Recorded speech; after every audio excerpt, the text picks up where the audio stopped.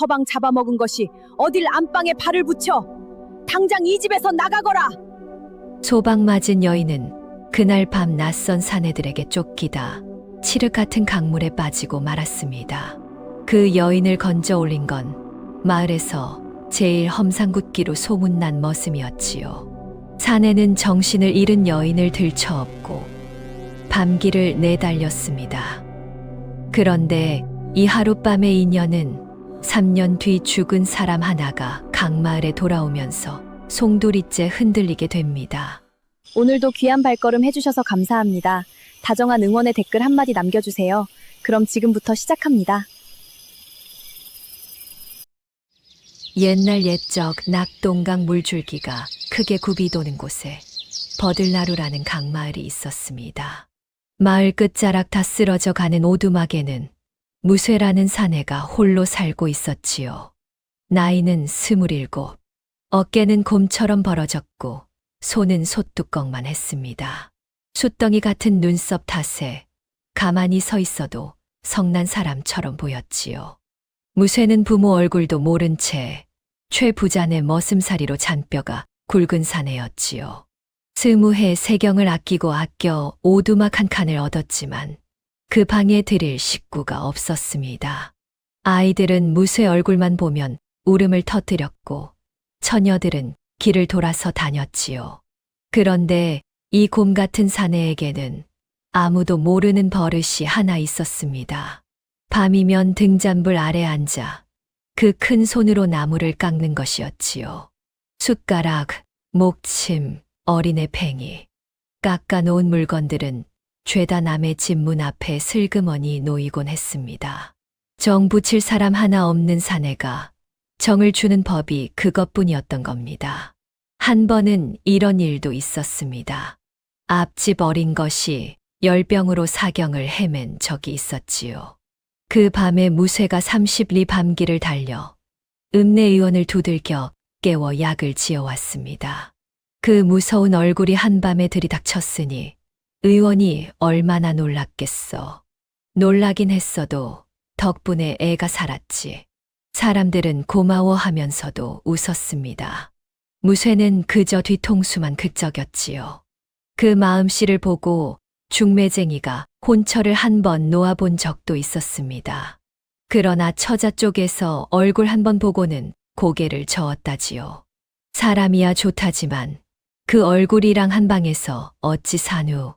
무쇠는 그 말을 전해 듣고도 허허 웃기만 했습니다. 다만 그날 밤 오두막 등잔불이 새벽까지 꺼지지 않았지요. 사내는 밤이 새도록 나무만 깎았습니다. 한편 강 건너 소란마을에는 김씨 성을 쓰는 향반댁이 있었습니다. 바깥 어른이 일찍 세상을 떠서 사람들이 큰마님이라 부르는 안주인이 홀로 집안을 지키고 있었습니다.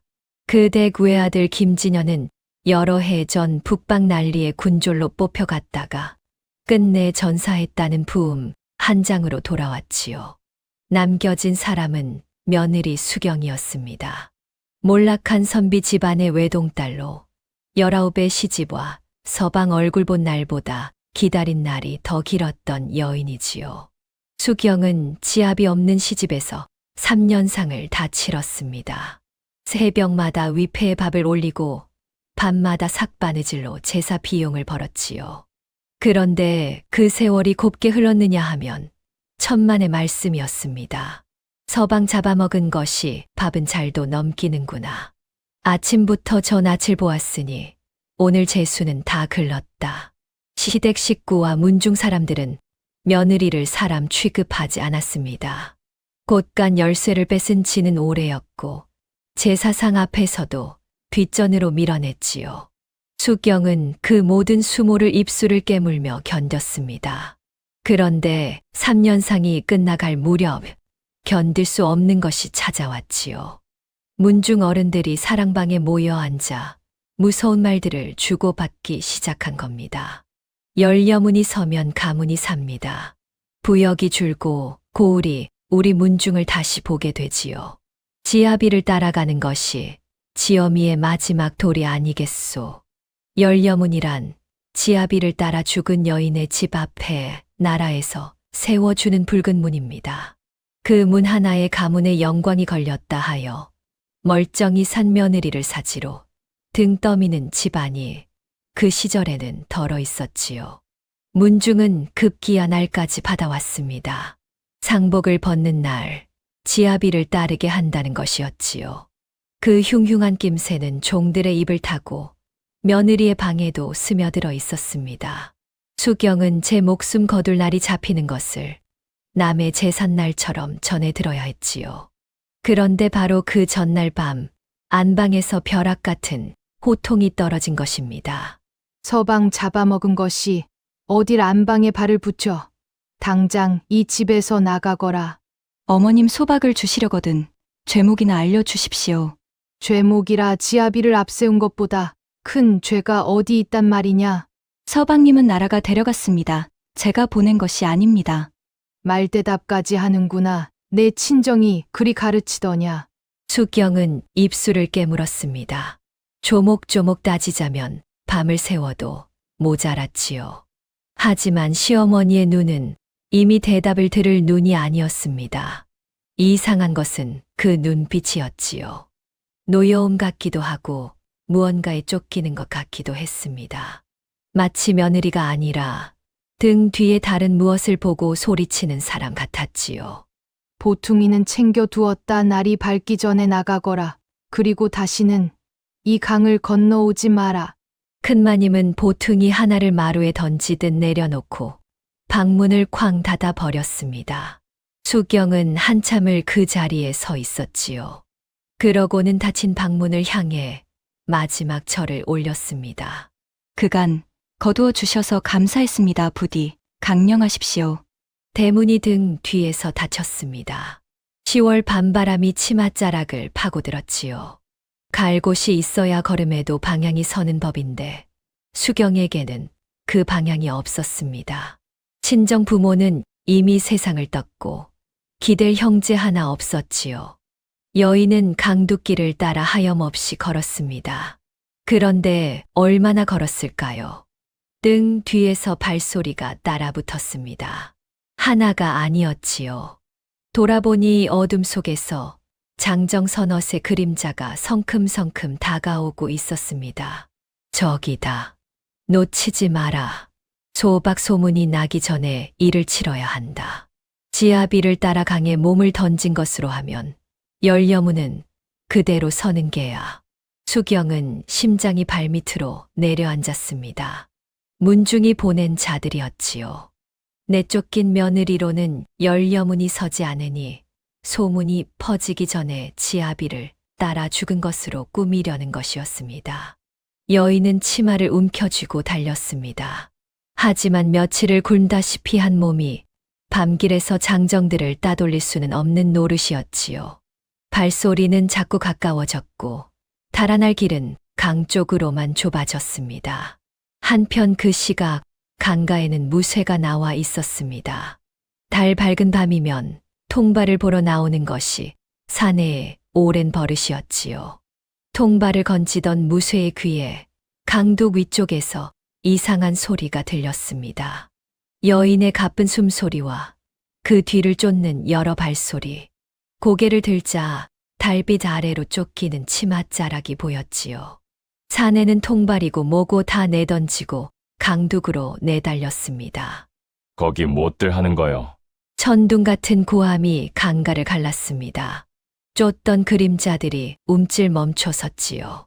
하지만 바로 그 순간 벼랑 끝까지 몰렸던 수경의 발밑에서 젖은 흙이 무너져 내렸습니다. 풍덩. 10월의 강물은 얼음장 같았습니다. 비단 치마가 물을 먹고 돌덩이처럼 몸을 끌어내렸지요. 수경은 허우적거렸습니다. 살려달라 소리치고 싶은데 물이 먼저 목구멍으로 밀려들었지요. 아득해지는 정신 끝에 여인은 생각했습니다.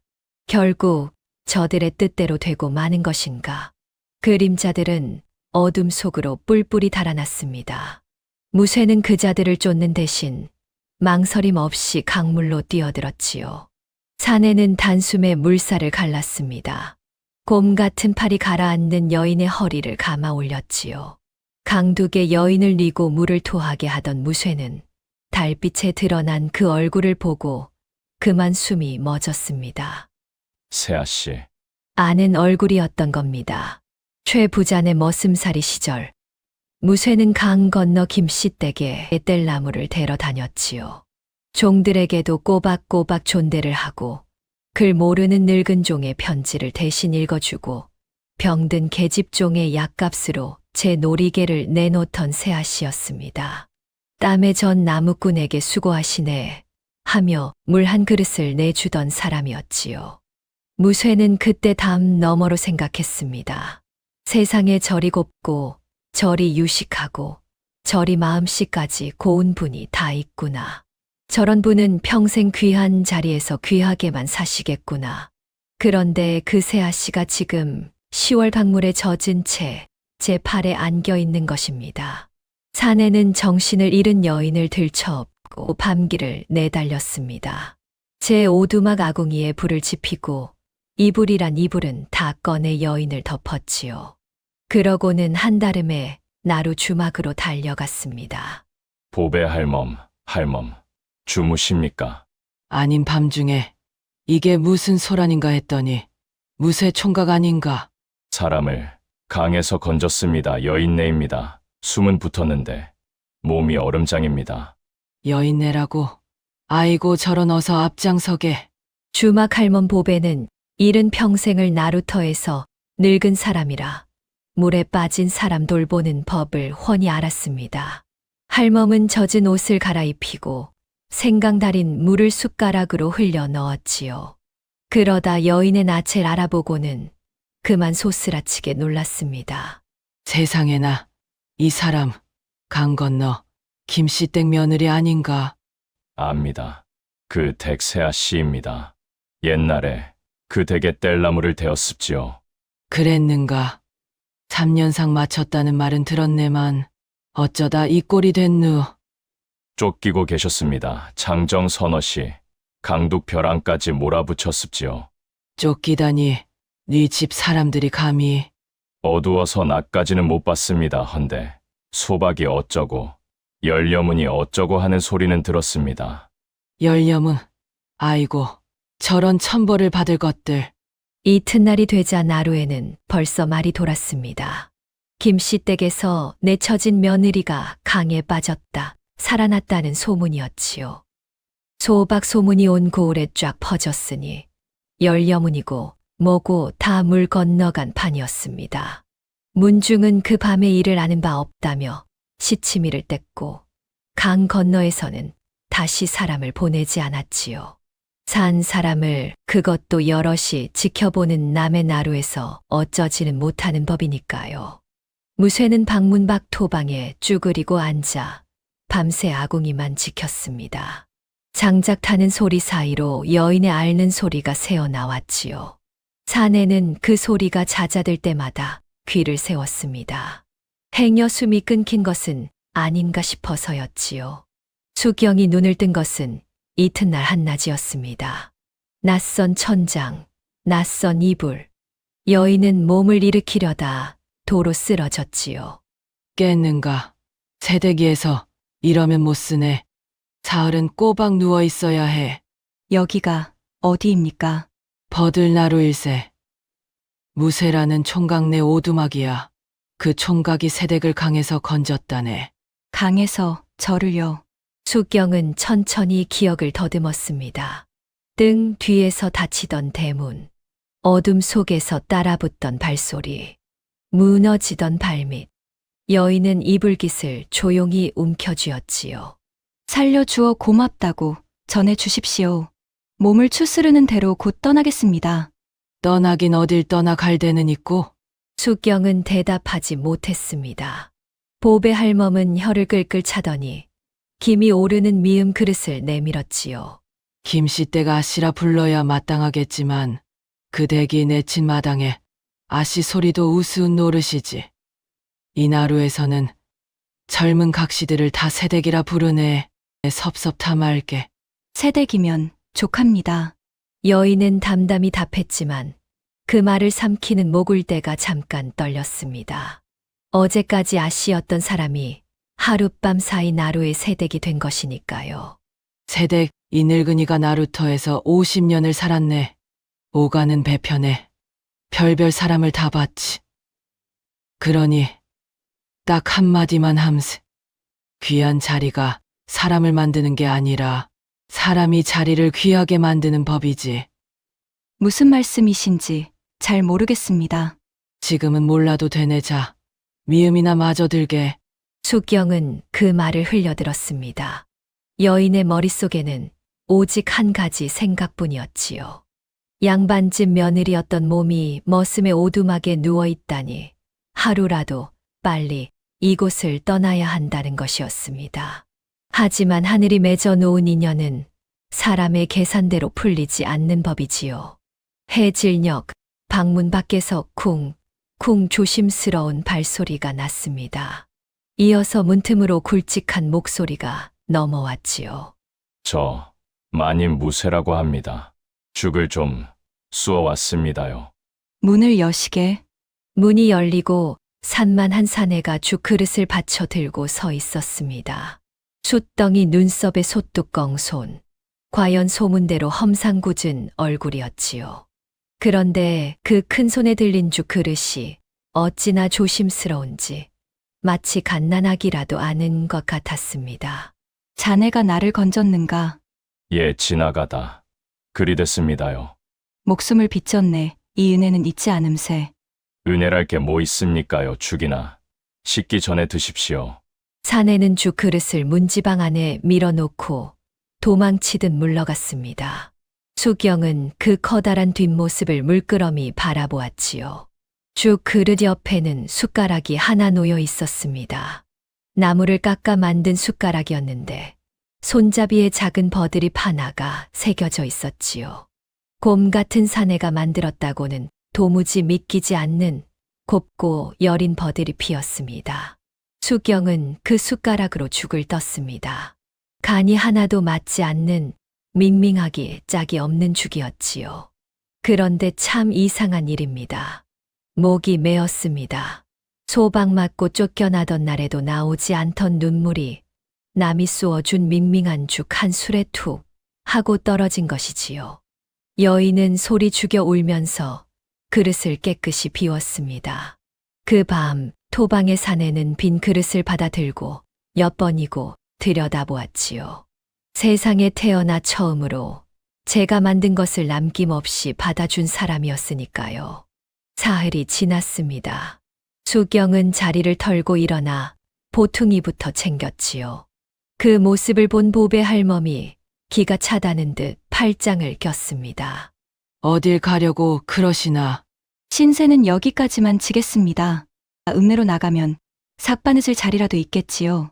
몸도 성치 않은 사람이 겨울 문턱에 어딜 가. 방세 낼 돈이 있나. 기댈 사람이 있나. 그래도 이 집은 무쇠라는 분의 집이 아닙니까?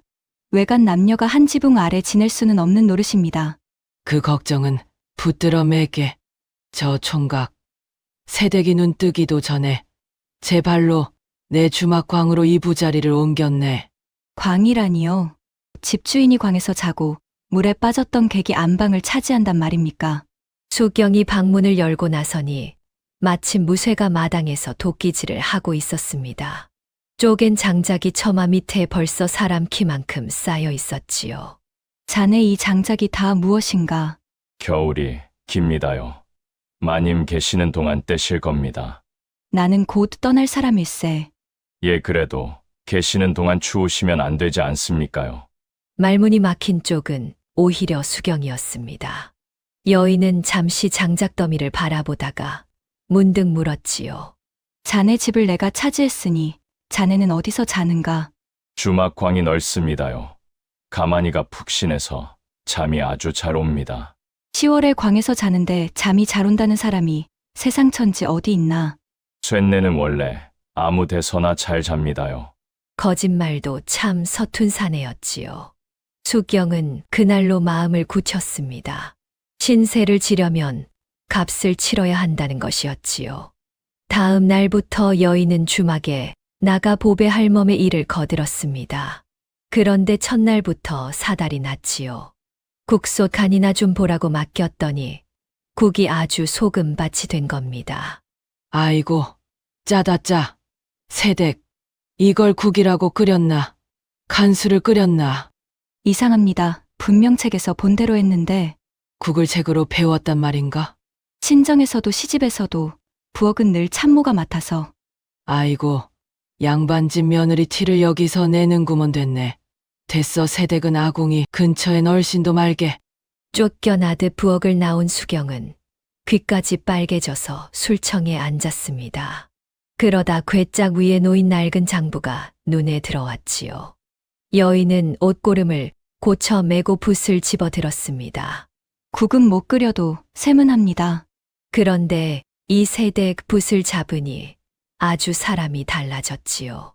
사흘 만에 주막의 외상 장부를 통째로 뜯어고친 겁니다.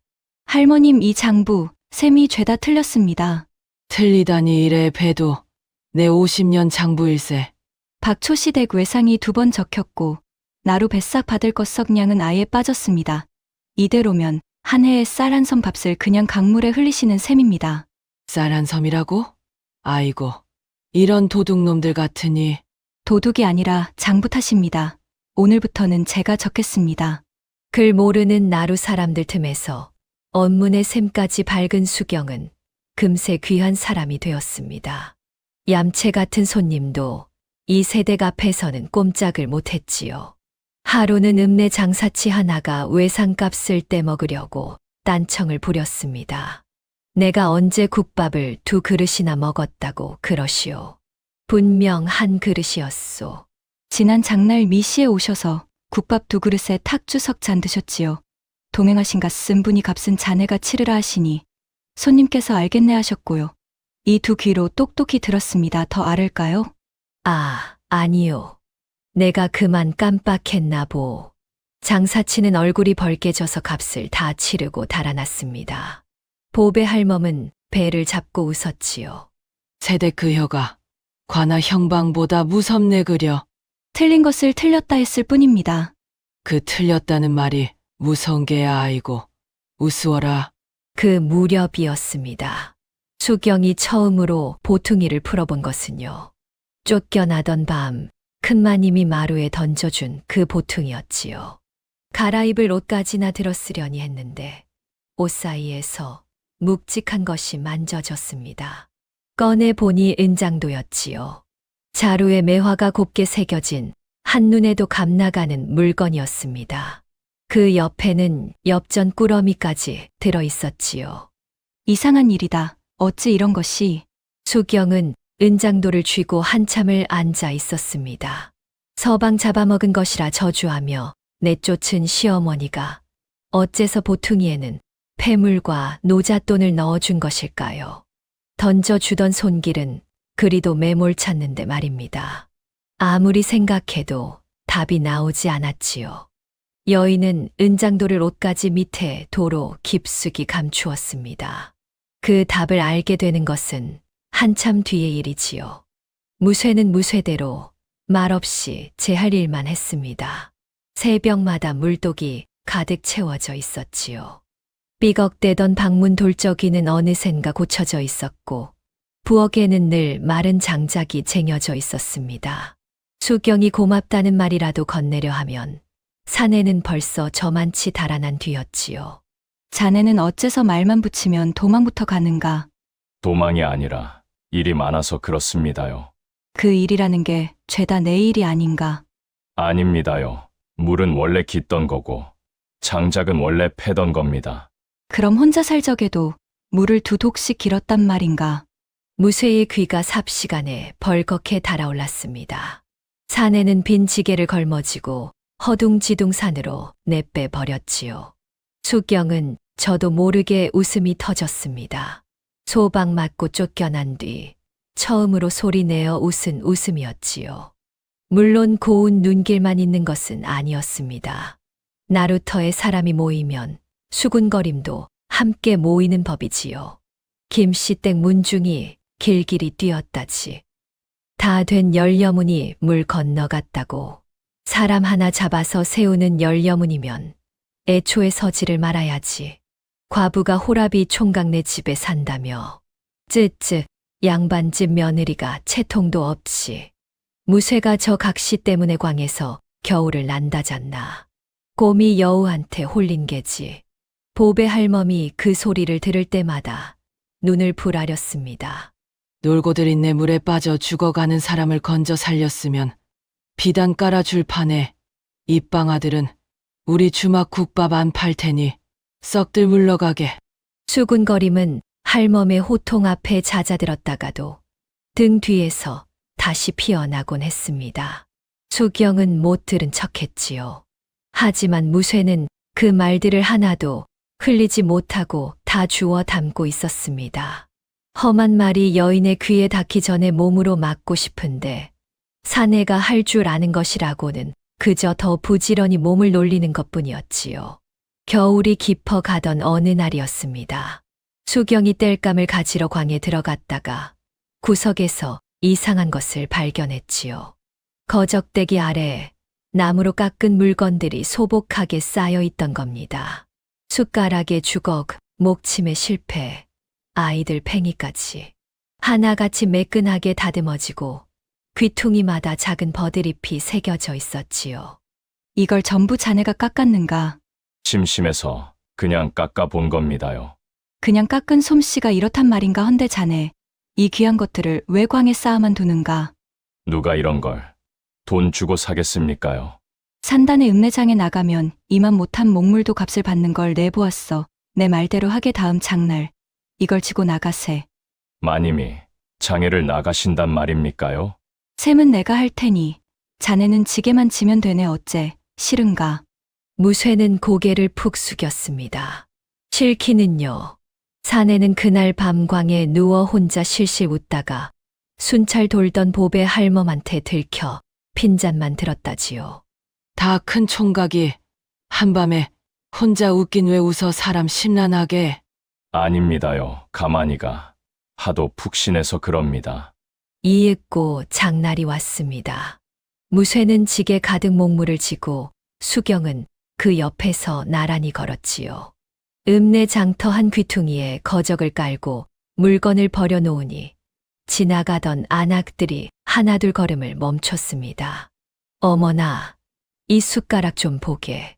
버드잎이 살아있네. 이 목침은 얼마요?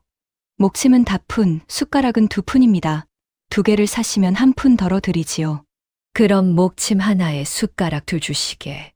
해가 기울기도 전에 지게가 텅 비었습니다. 무쇠는 얼이 빠진 얼굴로 빈 지게만 내려다보았지요. 이게 다 팔린 겁니까요? 그래. 다 팔렸네. 자네 손이 벌어온 돈일세. 자, 받게. 쇳내는 됐습니다요. 마님이 파신 거니 마님이 가지십시오. 깎은 사람이 임자지. 판 사람이 임자인가 어허. 어서 손 내밀게. 수경이 엽전 꾸러미를 억지로 쥐어주자 무쇠는 그 큰 손을 오므리지도 못하고 우두커니 서 있었습니다. 27 평생 남에게 무언가를 받아본 일이 손에 꼽는 사내였으니까요. 돌아오는 강둑길에는 노을이 물 위로 길게 깔렸습니다. 2 사람의 그림자가 나란히 걸었지요. 말은 없었습니다. 그런데 참 이상하지요. 말이 없는데도 조금도 어색하지 않았습니다. 강바람이 2 그림자 사이를 스치고 지나갈 뿐이었지요. 그의 셈이 치였습니다. 주막 복로방에 셋이 둘러앉아 떡국을 먹었지요. 세댁덕에 올해 장부가 반듯하니 떡국 값은 이 늙은이가 냄새. 할머님 국밥솥에 제 사치 다 들었는데 무슨 말씀이세요? 쇳내는 떡국이 2 그릇째라 그저 좋습니다요. 저 총각 말하는 것 좀 보게 아이고. 우스워 죽겠네. 웃음소리가 오랜만에 방문을 넘었습니다. 그날 밤 수경은 무쇠에게 보퉁이 하나를 내밀었지요. 밖에 새의 선물일세. 쇳내한테 말입니까요? 광이 아무리 푹신하다 한들 겨울은 겨울이지. 어서 풀어나 보게. 보퉁이 안에서 나온 것은 솜을 두둑하게 넣은 저고리였습니다. 목물 판 돈을 몰래 떼어 밤마다 한 땀씩 지은 것이었지요. 무쇠는 저고리를 받아 든 채 말을 잃었습니다. 이 큰 걸 대체 언제 다 자네 어깨가 워낙 산이라 품을 재느라 애 좀 먹었네. 쇠네 평생 처음입니다요. 누가 지어준 옷은 그럼 평생 입게 해지면 또 지어줌세. 무쇠는 그 저고리를 차마 입지 못하고 사흘을 머리맡에 고이 개어두고 잤다지요. 나흘째 되는 날 보배 할멈한테 등짝을 한 대 맞고서야 겨우 꿰입었습니다. 새 옷을 입은 사내는 종일 싱글벙글 보릴도 없는 나루터를 괜히 2바퀴나 돌았지요. 봄이 문턱에 오던 어느 저녁이었습니다. 수경은 부엌에서 저녁살을 안 치다가 문득 손을 멈췄지요. 마당에서는 무쇠가 지게 부리는 소리가 나고 살인문 밖에서는 보배 할멈이 새댁 있는가 외치고 있었습니다. 그 소리들이 하나도 낯설지 않았던 겁니다. 이상도 하지 여기가 꼭. 여인은 뒷말을 얼른 삼켰습니다. 집 갔다는 말을 차마 입 밖에 내지 못한 것이지요. 쫓겨난 몸이 함부로 정을 붙이면 떠나는 날 그만큼 아픈 법이니까요. 세월은 강물처럼 흘렀습니다. 봄이 오고 여름이 가고 버들나루에 눈이 3번 쌓였다 녹았지요. 무쇠의 목물은 읍내장에서 곰손 물건이라 불리며 자리를 잡았습니다.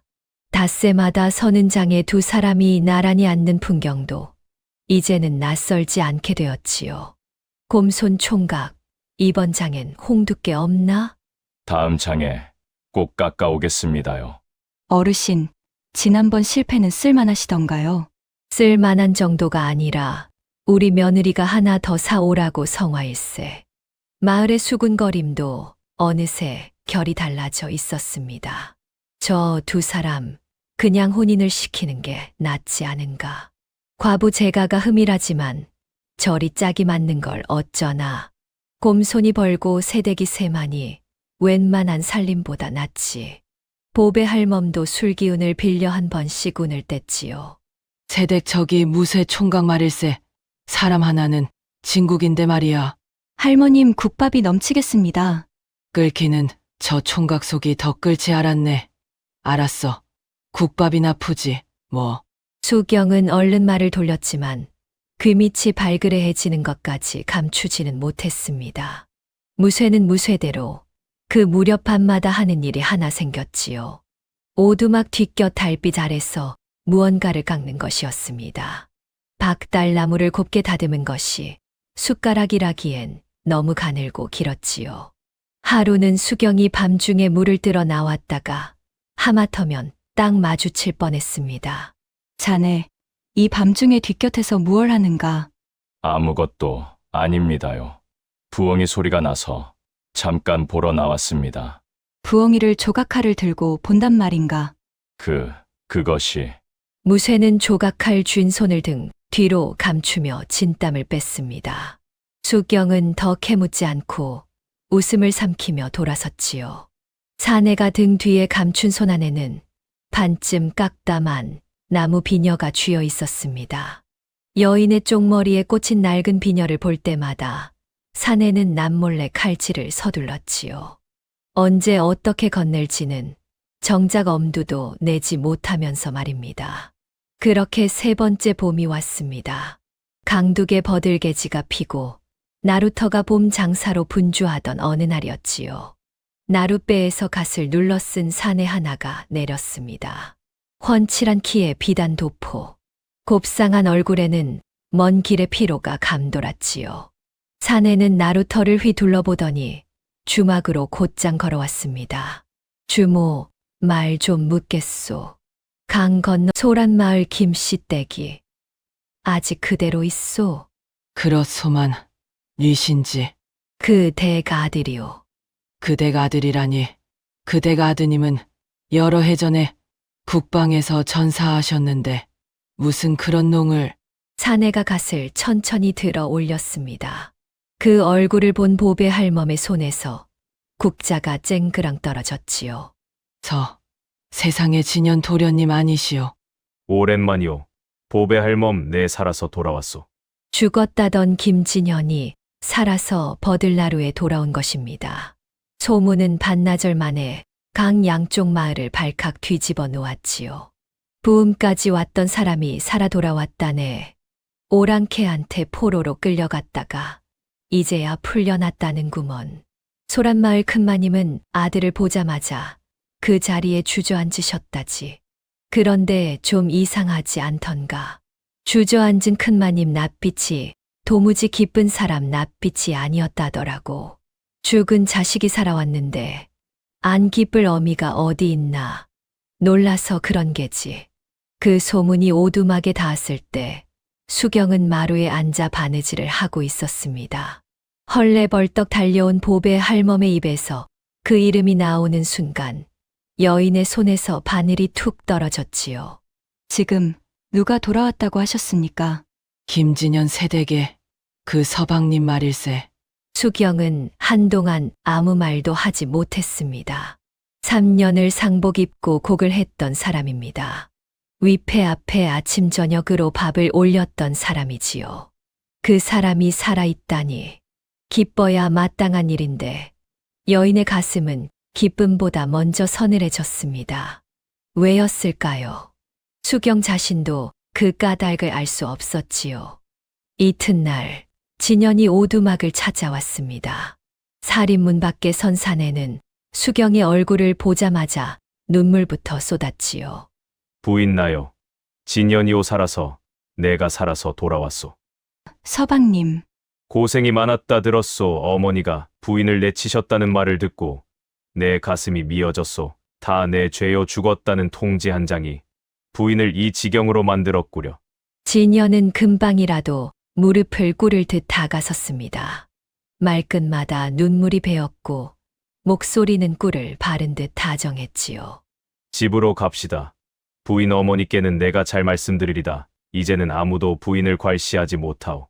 서방님 너무 갑작스럽습니다. 생각할 말미를 주십시오. 그럽시다.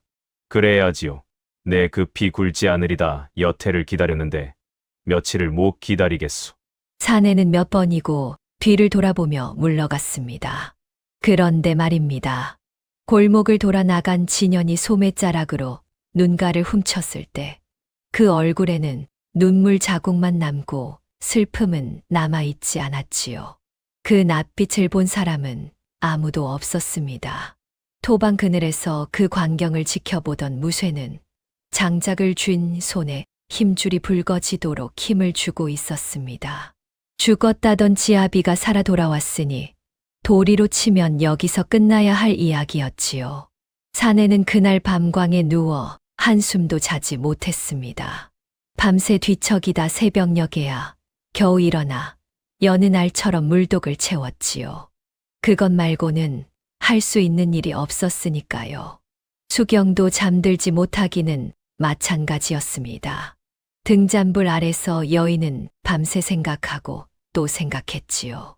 지엄이 된 돌이라면 마땅히 돌아가야 합니다. 그런데 마음이 움직이지 않았지요. 3년 전 그 10월 밤, 강물보다 차가웠던 것은 등 뒤에서 닫히던 대문이었습니다. 그때 그 집에 누구도 여인을 찾지 않았지요. 죽었는지 살았는지 강 건너에서 물어오는 사람 하나 없었습니다. 이튿날 주막에서 보배 할멈이 조용히 물었지요. 새댁, 마음은 좀 어떤가? 모르겠습니다. 지엄이가 되어 서방이 살아 돌아왔는데 기쁘지가 않습니다. 제가 못된 사람인 게지요. 못된 게 아니라 사람인 게지 3년이면 강산도 반은 변하는 세월일세. 급히 정하지 말게 돌이라는 건 도망한가? 어머님은 저더러 다시는 강을 건너오지 말라 하셨습니다. 그 댁에 제 자리가 남아 있기는 한 걸까요? 글쎄 자리라는 건 말이야. 남이 내주는 게 아니라 곁에서 지켜주는 사람이 만드는 걸세. 사흘이 못 되어 진연이 다시 오두막을 찾아왔습니다. 이번에는 빈손이 아니었지요. 하인도 없이 제 손으로 보따리를 잔뜩 안고 온 것입니다. 부인, 비단을 몇 필 끊어왔소. 여기 놀이개도 있어. 읍내에서 제일 좋다는 것으로만 골랐지. 거두십시오. 받을 까닭이 없습니다. 지아비가 지어미한테 주는 것에 무슨 까닭이 필요하오. 3년 전에는 그 지어미가 강에 빠져 죽는지 사는지 물어오는 이가 없었습니다. 그거야 내가 죽은 몸이었으니 어쩔 수 없던 일 아니오 부인. 너무하시는구려. 살아 돌아온 사람 가슴에 못을 박으시오. 진녀는 눈시울부터 붉혔습니다. 목소리가 어찌나 애절한지 지나가던 사람이 들었으면 같이 눈물을 훔쳤을 지경이었지요. 마침 그때 무쇠가 물지개를 치고 살인문을 들어섰습니다. 진년의 눈이 그 커다란 사내를 아래 위로 훑었지요. 자네가 그 머슴인가 내 철을 강에서 건졌다는. 무쇠라고 합니다. 수고가 많았네. 양반집 부인을 세 해나 건사했으니 그 품값이 적지 않겠지. 자, 받게. 진연이 엽전 꾸러미를 무쇠의 발치에 툭 던졌습니다. 쨍그랑 엽전 몇잎이 흙바닥에 흩어졌지요. 마당이 찬물을 끼얹은 듯 조용해졌습니다. 도로 거두십시오. 왜? 액수가 적은가? 더 달라면 더 줌세. 사람을 건진 값은 세상에 없습니다. 무쇠는 허리를 굽혀 흩어진 엽전을 하나하나 주었습니다. 그러고는 진연의 손에 도로 쥐어 주었지요. 솥뚜껑 같은 그 손이 어찌나 공손하고 또 어찌나 단단한지 진연은 저도 모르게 반걸음을 물러섰습니다. 서방님, 오늘은 그만 돌아가십시오. 수경의 목소리가 처음으로 서리빨이 되었습니다. 진연은 헛기침을 하며 가끈을 고쳐 맸지요. 내 오늘은 말이 좀 지나쳤나 보오 부인. 며칠 뒤에 다시 오리다. 사내가 사라진 뒤에도 흙바닥에 떨어지던 엽전 소리는 수경의 귓가에 오래 남았습니다. 서방이라는 사람이 2번을 다녀갔는데 여인의 마음은 오히려 한 뼘씩 더 멀어져 있었지요. 그날 밤 수경은 우물가에서 무쇠를 불러 세웠습니다. 낮에는 미안하게 됐네. 마님이 미안하실 일이 뭐가 있습니까요? 자네한테 던져진 것이 꼭 나한테 던져진 것만 같아서 그러네. 무쇠는 두레박줄만 만지작거리다가 한참 만에야 입을 열었지요. 마님 쇳내는 괜찮습니다요. 헌데 마님은 마님 뜻대로 하십시오. 가시는 것도 마님 뜻이고 안 가시는 것도 마님 뜻입니다. 누구 눈치도 보지 마십시오. 자네 눈치도 말인가. 예, 쇳내 눈치는 제일로 보지 마십시오. 그 말을 하는 사내의 목소리가 어쩐지 물기를 머금고 있었습니다. 수경은 어둠이 깊어 그 얼굴이 보이지 않는 것이 그날만큼은 차라리 다행이라 여겼지요. 마을 인심도 둘로 갈라졌습니다. 지아비가 살아왔으니 돌아가는 게 도리지. 내칠 땐 언제고 이제 와서 데려간대. 그 집은 새댁이 죽는지 사는지 새해를 나 몰라라 했네. 그래도 명색이 부부인데 어쩌겠나. 100사람이 100마디를 보탰지만 정작 여인의 마음 하나는 어느 쪽으로도 기울지 못하고 있었지요. 무쇠는 그 무렵부터 말수가 더 줄었습니다. 뒷곁에 조각할 소리도 뚝 끊겼지요. 반쯤 깎이다만 나무 비녀는 광구석 가만히 밑에 파묻혔습니다. 임자에게 한 번 가보지도 못한 채로 말입니다. 진년의 발걸음은 그치지 않았습니다. 오두막에만 오는 것이 아니었지요. 사내는 나루 주막에 자리를 잡고 앉아 오가는 사람마다 술을 샀습니다. 내가 오랑캐 땅에서 그 모진 세월을 버틴 것은 오직 철을 다시 볼 생각 하나 때문이었소. 아이고, 저런 지극한 정이 어디 있나. 한데 돌아와 보니 처는 남의 집에 머물고 나를 보고도 반기지를 않으니 다 내 죄요. 내 죄가 크오. 사내는 술잔을 앞에 두고 소매 끝으로 눈가를 찍어냈습니다. 듣는 사람마다 혀를 차며 수경을 나무랐지요. 새댁이 참하다 했더니 너무하는구먼. 지아비가 저리 비는데 목석도 돌아앉겠네. 보배 할멈만이 국자를 든 채 그 광경을 물끄러미 바라보았습니다. 할멈은 아무 말도 보태지 않았지요. 다만 술잔을 받는 진연의 흰 손을 한 번 오래 내려다보았을 뿐입니다. 수군거림은 이제 장터까지 따라왔습니다. 목물전 앞을 지나며 들으라는 듯 내뱉는 사람도 있었지요. 서방이 살아왔는데도 머슴집 곁을 지키는 건 무슨 심보래. 곰손이 아까워서 그런 게지, 뭐. 수경은 낯빛 하나 바꾸지 않고 물건값을 셈했습니다. 하지만 그 밤, 보배 할멈은 광 앞에 우두커니 선 무쇠를 보았지요. 총각 자네 속을 이 늙은이가 아내 힘들면 힘들다 말을 하게. 쇳내는 괜찮습니다요. 쇳내 마음이야 아무래도 좋습니다 마님이. 편한 쪽이면 됩니다요. 이 미련한 곰 같으니 그 말이 제일 힘든 말인 걸 왜 몰라? 며칠 뒤에는 마을 존이 어른들까지 나섰습니다. 존이란 마을 대소사를 관장하는 어른을 이르는 말이지요. 주막 복로방에 불려간 수경 앞에서 흰 수염의 어른들이 헛기침을 거듭했습니다. 세댁, 우리가 남의 집 안방일에 나설 처지는 아니네만 지아비가 살아 돌아왔으면 돌아가는 것이 아녀자의 도리가 아니겠는가. 어르신들 걸음하시게 해서 송구합니다. 하온데 한 가지만 여쭙겠습니다. 소방 맞은 여인이 10월 강물에 빠져 죽어갈 때 그 도리는 어디에 있었습니까? 그거야. 그날 저를 건진 것은 도리가 아니라 사람이었습니다. 도리가 저를 버렸을 때 사람이 저를 살렸으니 저는 도리보다 사람을 믿기로 했습니다. 말은 청산유수다만. 어르신들 말씀은 마음 깊이 새기겠습니다. 다만 제 갈 길은 제가 정하겠습니다. 어른들은 끝내 수경의 고집을 꺾지 못하고 돌아갔습니다. 돌아가는 길에 한 어른이 중얼거렸다지요. 저 세댁 입에서 나온 말이 하나도 그른 데가 없어서 나무라던 내 입이 다 부끄럽더라고요. 여론이 목을 조여오자 수경은 마음을 정했습니다. 피하지 않고 정면으로 부딪히기로 한 것이지요. 여인은 3년 만에 나룻배에 올라 강을 건넜습니다. 소란마을 김씨 때 소슬대문은 그대로였습니다. 문간에서 안을 기웃거리던 계집종이 수경을 알아보고 화들짝 놀라 뛰어들어갔지요.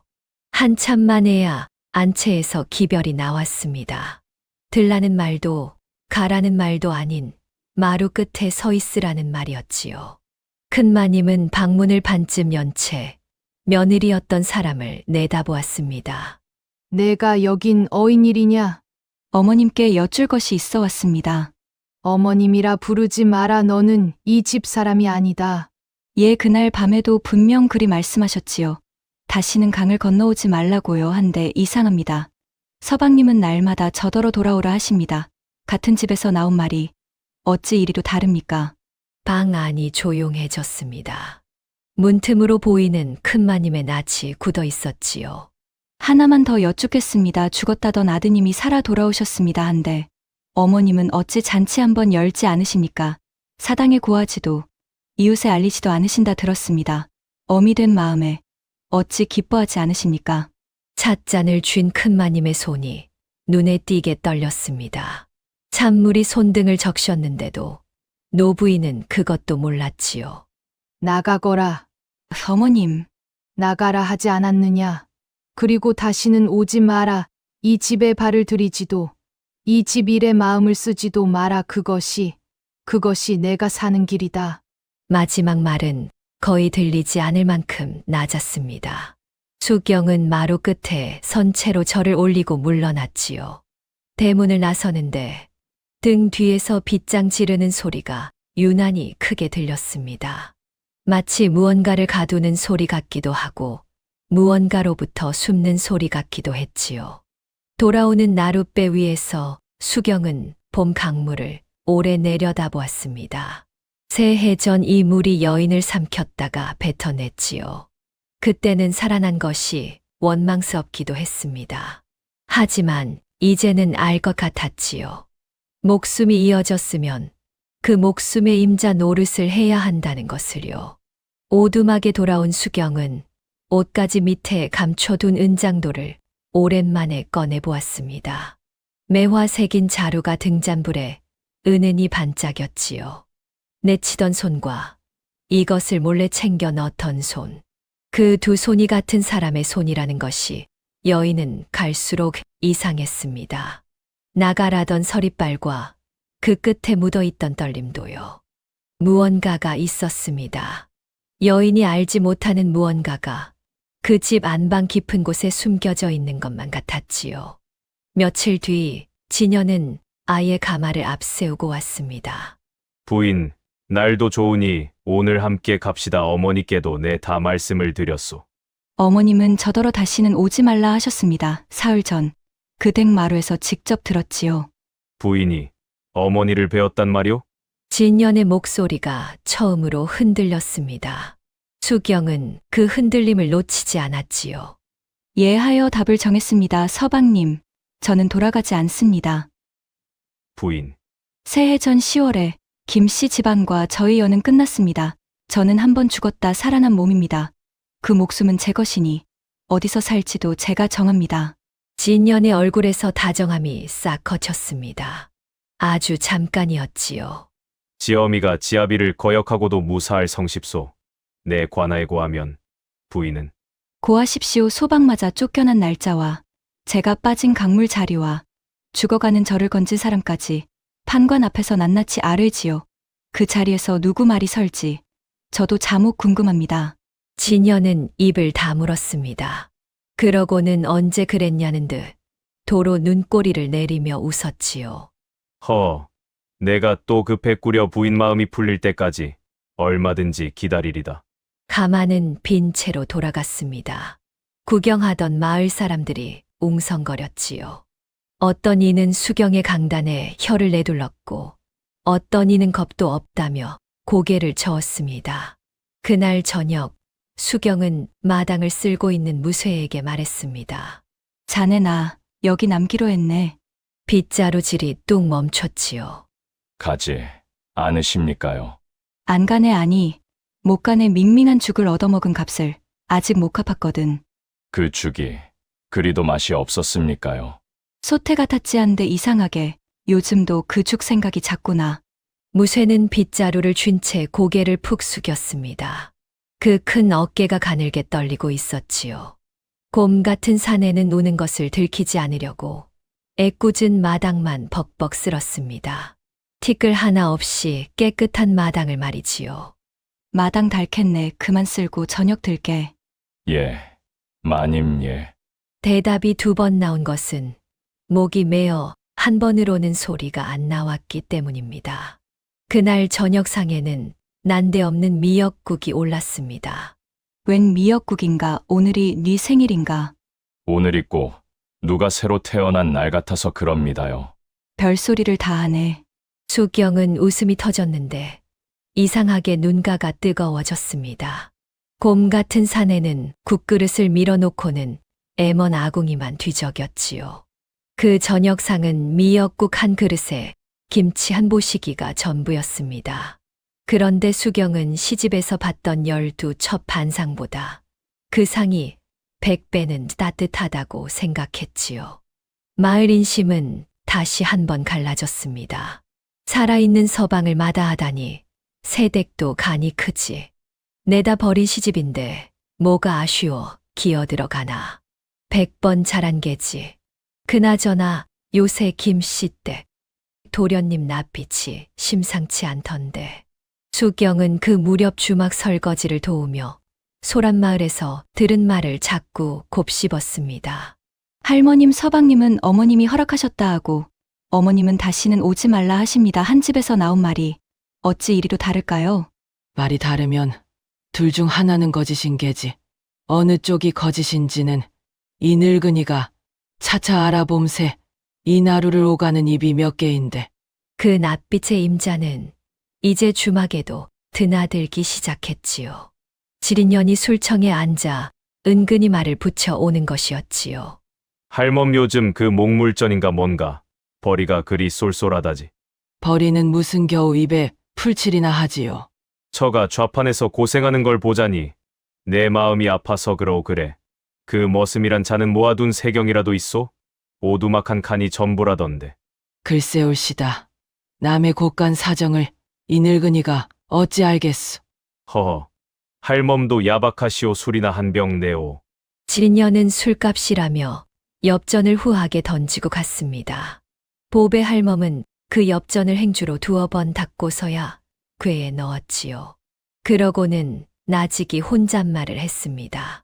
처가 그리워 돌아왔다는 사내가 묻는 것은 죄다 돈 얘기뿐이네. 그러나 그 밤 물러간 것은 가마뿐이었습니다. 읍내로 가는 마지막 나룻배 위에서 진여는 강 건너 오두막의 등잔불을 오래도록 바라보았지요. 뱃사공이 말을 붙여도 대꾸가 없었습니다. 그 눈이 무엇을 셈하고 있었는지는 머지않아 온 마을이 알게 됩니다. 수경의 선언은 마을을 또 한 번 뒤집어 놓았습니다. 과부도 아니고 생과부도 아니고 대체 무슨 꼴이람.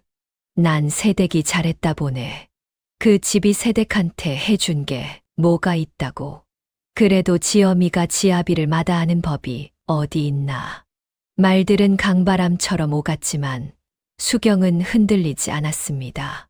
그리고 그 곁에는 언제나처럼 보배 할멈이 있었지요. 어느 조용한 밤 주막복로방에서 할멈이 넌지시 입을 열었습니다. 새댁네 한 가지만 물음새. 그 서방님이라는 양반 오랑캐 땅에서 종살이를 하다 왔다 했지. 예, 본인이 그리 말합니다. 이 늙은이가 이나루에서 50년 술을 따라 내 술잔을 받는 손만 보아도 그 사람이 어찌 살아온 사람인지 보여.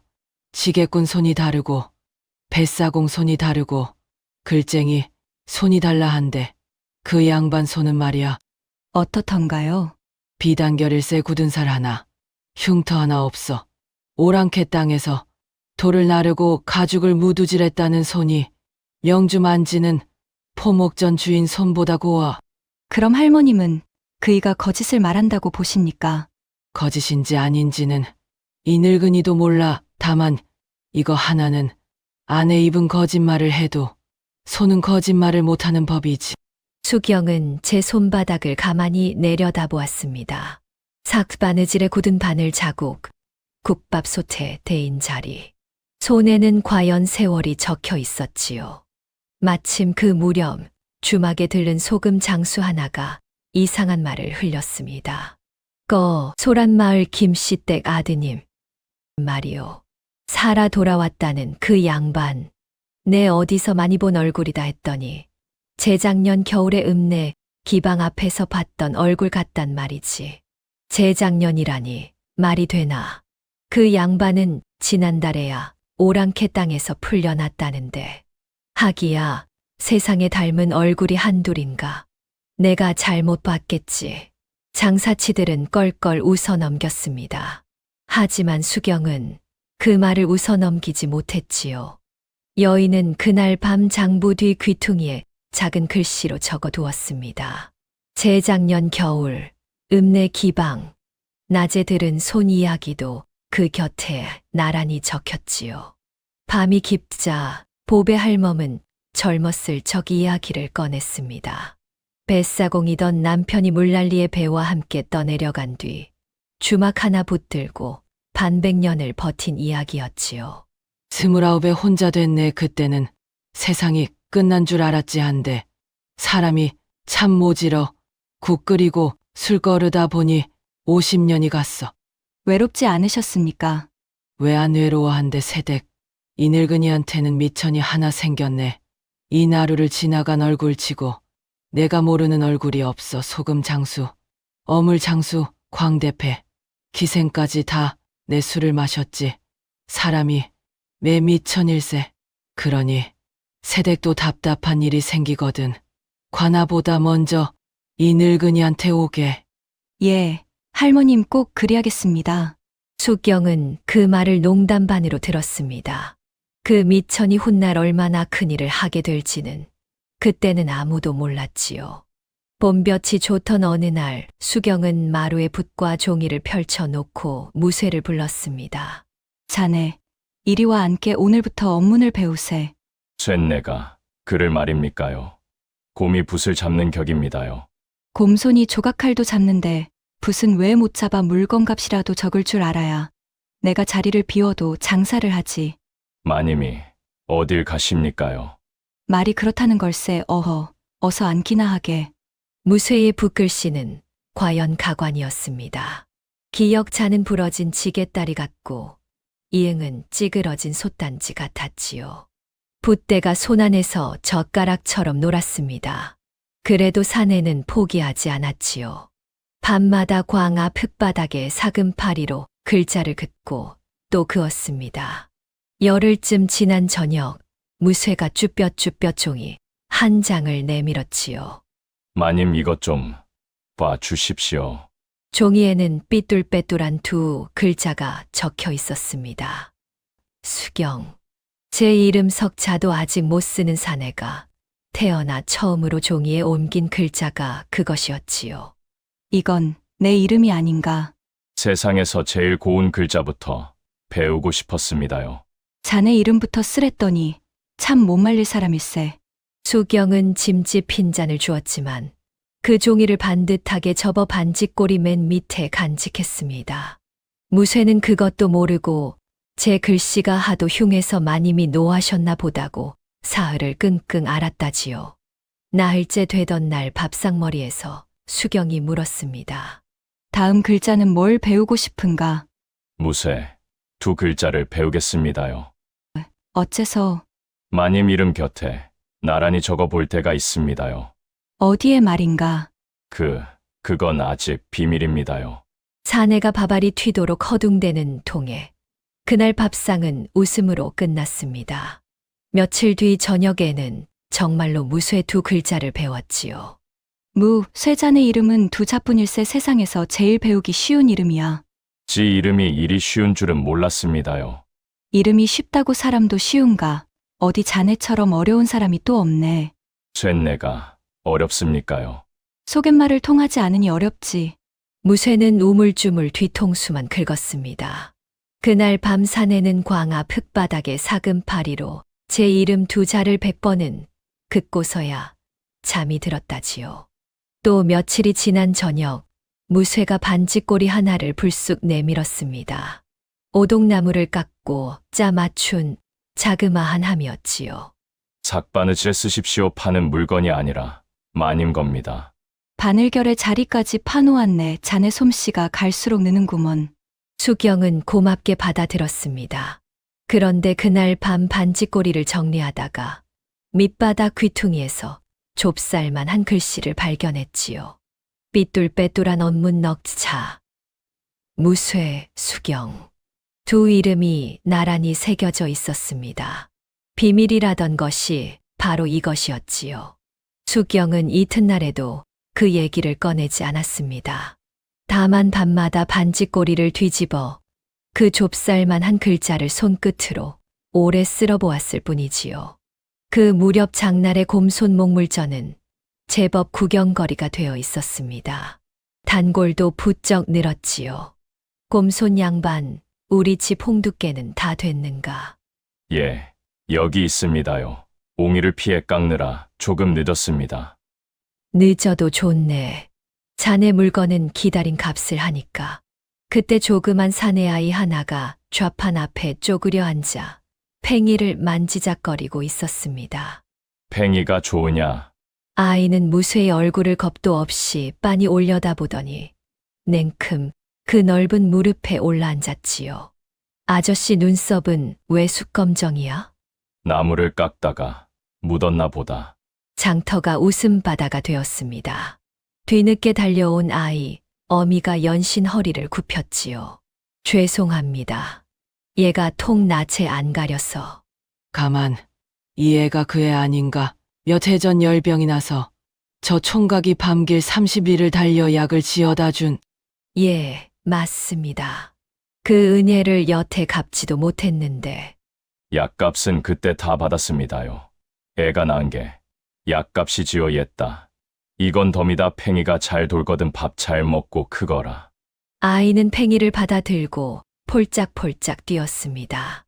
3년 전만 해도 그 얼굴만 보면 울음을 터뜨리던 아이들이 이제는 제 발로 무릎에 기어오르는 것이지요. 지켜보던 단골 안악이 한마디를 던졌습니다. 곰손네 내외는 물건도 좋고 인심도 좋아. 네, 내외가 아닙니다요. 아니라면서 낯은 왜 불키시나. 무쇠는 귀까지 벌개져서 대패질만 했습니다. 수경은 부인도 긍정도 하지 않고 물건만 쌌는데 그 손이 콩복듯 빨랐다고 옆 좌판 어물전 안하기 두고두고 이야기했다지요. 장날이었습니다. 곰손 목물전 앞에 그날따라 낯선 사내 둘이 어슬렁거렸지요. 읍내 왈자패였습니다. 왈자란 장터를 휘젓고 다니며 행패로 먹고 사는 건달을 이르는 말이지요. 이게 그 소문난 목물전인가? 서방을 놔두고 머슴이랑 좌판을 벌인다는. 어디 물건 좀 볼까? 왈자 하나가 숟가락을 집어들더니 일부러 돌바닥에 내리쳤습니다. 우지끈 손잡이가 부러졌지요. 어이쿠, 손이 미끄러졌네. 물건이 하도 부시해서 저 혼자 부러진 게지. 수경이 입을 열기도 전에 커다란 그림자가 좌판 앞을 막아섰습니다. 무쇠였지요. 사내는 아무 말 없이 부러진 숟가락을 주었습니다. 그러고는 왈자의 눈앞에서 박달나무 목침 하나를 집어 엄지손가락으로 지그시 눌렀지요. 쩍 하고 목침이 반으로 갈라지는 소리가 장터에 울렸습니다. 나무가 부실하면 이렇게 부러집니다 한데 이 숟가락은 던져서 부러졌지요. 값은 치르고 가십시오. 이놈이 감히 네 앞에서. 2푼입니다. 왈자들은 무쇠의 어깨와 반쪽 난 목침을 번갈아 보더니 엽전을 내던지고 꽁무니를 뺐습니다. 장터가 삽시간에 웃음바다가 되었지요. 곰손이 곰 힘일세. 저 집 물건은 억지로도 못 부수니 행패 부리다 망신만 샀구먼. 그날 파장 무렵 수경은 문득 깨달았습니다.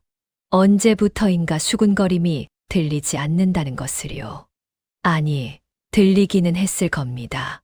다만 저 넓은 등 뒤에 서 있으면 험한 말들이 여인에게 닿기 전에 죄다 부딪혀 떨어지는 것이었지요. 누가 곁에 있다는 것이 어떤 것인지 수경은 조금씩 알아가고 있었습니다. 그날 저녁 주막에서 보배 할멈이 국밥을 말며 지나가듯 물었지요. 새댁 이 늙은이가 오지랖 한 번만 더 그림새 그 곰 어디다 쓸 텐가? 쓰다니요. 사람을 두고 별 말씀을. 평생 곁에 두고 쓸 것이냐? 그 말이야. 전 같으면 국밥 식는다며 말을 돌렸을 겁니다. 그런데 이날 수경은 수저만 만지작거리며 가만히 웃었지요. 보배 할멈의 눈이 화등잔만 해졌습니다. 아이고 머니 답을 안 하는 게 답일세 그려. 할머님 국밥은 제가 마저 말겠습니다. 옳지. 부끄러우면 딴청이 약이지 허허. 진연도 가만히 있지는 않았습니다. 사내의 연극은 갈수록 판이 커졌지요. 마을어기 느티나무 아래의 사람들을 모아놓고 오랑캐 땅 고생담을 풀어놓는 것이었습니다. 국경 너머 오랑캐 땅은 5, 6월에도 서리가 내리오 우리는 돌을 나르고 가죽을 무두질하며 하루 죽 한 그릇으로 버텼소. 아이고 원통해라. 그 세월을 버티게 한 것이 무엇인 줄 아시오. 고향의 처였소한데 그 처가 지금 나를 마다하니 하늘도 무심하시지. 안악들은 치맛자락으로 눈물을 찍었습니다. 그런데 그 무리맨 뒤편에 수경이 조용히 서 있었지요. 여인은 울지 않았습니다. 다만 듣고 있었지요. 한마디를 빠짐없이. 그날 밤 수경은 장부 뒤 귀퉁이를 다시 펼쳤습니다. 적어둔 글줄이 어느새 제법 늘어 있었지요. 초하룻날에는 눈벌판에서 소금굴을 팠다 하셨지. 오늘은 돌을 나르고 가죽을 무두질했다 하시고 보름 전에는 분명 풀려나 배를 타고 왔다 하셨는데 오늘은 걸어서 국경을 넘었다 하시는구나. 여인은 붓을 멈추고 한참을 생각했습니다. 제 몸으로 겪은 일은 100번을 말해도 줄기가 같은 법입니다. 지어낸 일만이 말할 때마다 가지가 달라지는 법이지요. 수경은 장부를 덮으며 낮게 중얼거렸습니다. 말이 자꾸 어긋난다. 꽃샘 추위가 기승이던 무렵 이번에는 수경이 몸져 누웠습니다. 곧불이 심하게 든 것이지요. 무쇠는 그야말로 혼이 나간 사람이 되었습니다. 할멈, 읍내 가서 의원을 데려와야. 곧불에 무슨 의원이야. 몸을 푹 덮이고 잘 먹이면 낫네. 잘 먹인다면 무얼 먹입니까요? 죽이나 쑥에 자네 그거 하나는 해봤잖나. 무쇠는 밤새 부엌을 지켰습니다. 첫 죽은 태웠고 둘째 죽은 설었지요. 셋째 죽에 이르러서야 겨우 김이 곱게 올랐습니다. 사내는 소반에 죽 그릇을 받쳐 들고 방문 앞에서 헛기침을 했지요. 마님 죽입니다요. 들어오게. 수경은 몸을 일으켜 소반을 받았습니다. 죽 그릇 곁에 놓인 숟가락을 보고 여인의 눈이 동그래졌지요. 손잡이에 버드잎이 새겨진 3년 전 바로 그 숟가락이었습니다. 이걸 아직도 갖고 있었는가? 마님이 쓰시던 건데 어찌 버립니까요? 그때 그 죽은 참맛이 없었네. 이번 죽에는 소금을 넣었습니다요. 두 솥을 태워 먹고 배운 겁니다. 수경은 한술을 떴습니다. 이번에는 간이 맞았지요. 아니, 사실은 조금 짰습니다. 그런데도 여인은 국물 한 방울까지 다 비웠지요. 싱겁던 죽이 짜지기까지 새해가 걸렸구먼. 마님 곧불 났는 데는 사흘이면 됩니다요. 그건 또 무슨 셈인가? 할멈이 그랬습니다요. 푹 먹고 자면 사흘이라고. 앓는 중에도 수경은 웃음이 터졌습니다. 웃다가 기침이 나고 기침 끝에 또 웃었지요. 문 밖을 지키던 사내는 그 웃음소리를 듣고서야 겨우 토방의 다리를 뻗었습니다. 사흘 밤을 그 자리에서 새우잠을 잤다는 것은 나중에 보배 할멈의 입으로 온 나루에 소문이 났지요. 수경이 자리를 털고 일어난 날, 무쇠는 광 구석 가만히 밑을 헤집었습니다. 파묻어 두었던 나무 비녀를 꺼낸 것이지요. 진연이 돌아온 뒤로 손을 놓았던 물건이었습니다. 사내는 사흘 밤을 더 매달려 비녀를 매만졌지요. 마침내 비녀 머리에 여린 버들이 하나가 곱게 앉았습니다. 문제는 건네는 일이었지요. 무쇠는 비녀를 품에 넣고 다니며 10번도 넘게 말을 삼켰습니다. 그러다 강둑의 살구꽃이 흩날리던 저녁, 물동이를 이고 오는 수경과 딱 마주쳤지요. 자네, 요즘 품에 무얼 넣고 다니는가 가슴께를 만질 때마다 실실 웃던데. 아무것도 아닙니다요. 또 아무것도인가 부엉이 저게도 아무것도라 하더니. 그것이, 마님. 무쇠는 눈을 질끈 감고 품속의 것을 두 손으로 내밀었습니다. 마님 비녀가 하도 낡아서 쇳내가 하나 깎아봤습니다요. 나무라서 값은 안 나갑니다만 박달나무라 100년은 갑니다. 수경은 물동이를 내려놓고 비녀를 받아들었습니다. 매끈하게 다듬어진 몸체에 버드립 하나. 등잔불 아래서 몇 밤을 매만졌는지 나무에서 은은한 윤이 났지요. 100년이라. 예, 박달나무는 100년을 갑니다요. 비녀가 100년을 가면 무얼 하나 꽂을 사람이 100년을 못 사는데. 그러면 쇳내가 다음 것을 또 깎으면 됩니다요. 수경은 쪽머리에서 낡은 비녀를 뽑았습니다. 그리고 그 자리에 나무 비녀를 꽂았지요. 마침 바람이 불어 살구꽃 이파리 하나가 여인의 어깨에 내려앉았습니다. 어떤가? 무쇠는 대답하지 못했습니다. 입만 몇 번 뻐끔거렸지요. 세상 어떤 말도 그 순간에는 어울리지 않는 것 같았으니까요. 말도 못하는 걸 보니 흉하지는 않은가 보네. 고우십니다. 살구꽃보다 고우십니다요. 이번에는 수경이 말문이 막혔습니다. 여인은 물동이를 얼른 다시 이고 빠른 걸음으로 앞서 걸었지요. 뒤따르는 사내는 보지 못했습니다. 물동이 아래 여인의 귓불이 노을보다 붉게 물들어 있던 것을요. 이튿날 주막에서 보배 할멈의 눈이 대번에 그쪽 머리로 갔습니다. 세댁, 그 비녀는 못 보던 것일세. 장에서 하나 샀습니다. 장에서 산 비녀에 어째 버드립이 새겨져 있을꼬 허허. 알았네. 알았어 장에서 샀다 치세. 수경은 괜히 행주만 빨았습니다. 그 손놀림이 어찌나 빠른지 행주가 다 해지겠다고 할멈이 놀렸지요. 봄비가 며칠 이어져 개울물이 불었던 날이었습니다. 장에서 돌아오는 길, 징검다리가 반쯤 물에 잠겨 있었지요. 무쇠가 지게를 먼저 건네다 놓고 돌아왔습니다. 마님 업히십시오. 다 큰 사람이 업히기는 치마를 걷으면 되네. 물살이 셉니다, 물은. 쇳내가 마님보다 잘 압니다. 그 말에는 수경도 대꾸할 말이 없었지요. 여인은 모지 이기는 척 그 넓은 등에 업혔습니다. 등이 어찌나 넓은지 꼭 뜨끈한 방구들 같았지요. 무거운가. 빈 지게보다 가볍습니다요. 빈 지게라니 듣던 중 서러운 말일세. 아니. 그 말이 아니라 세상에서 제일 귀한 짐이라 그 말입니다요. 개울 한가운데서 사내의 걸음이 눈에 띄게 느려졌습니다. 물살 때문이 아니었지요. 이 개울이 한 10리쯤 되었으면 좋겠다고 사내는 생각하고 있었던 겁니다. 이윽고 단호가 왔습니다. 버들나루 백사장의 씨름판이 벌어졌지요.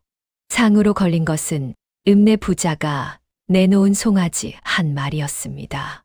마을 장정들이 다짜고짜 무쇠의 등을 떠밀었지요.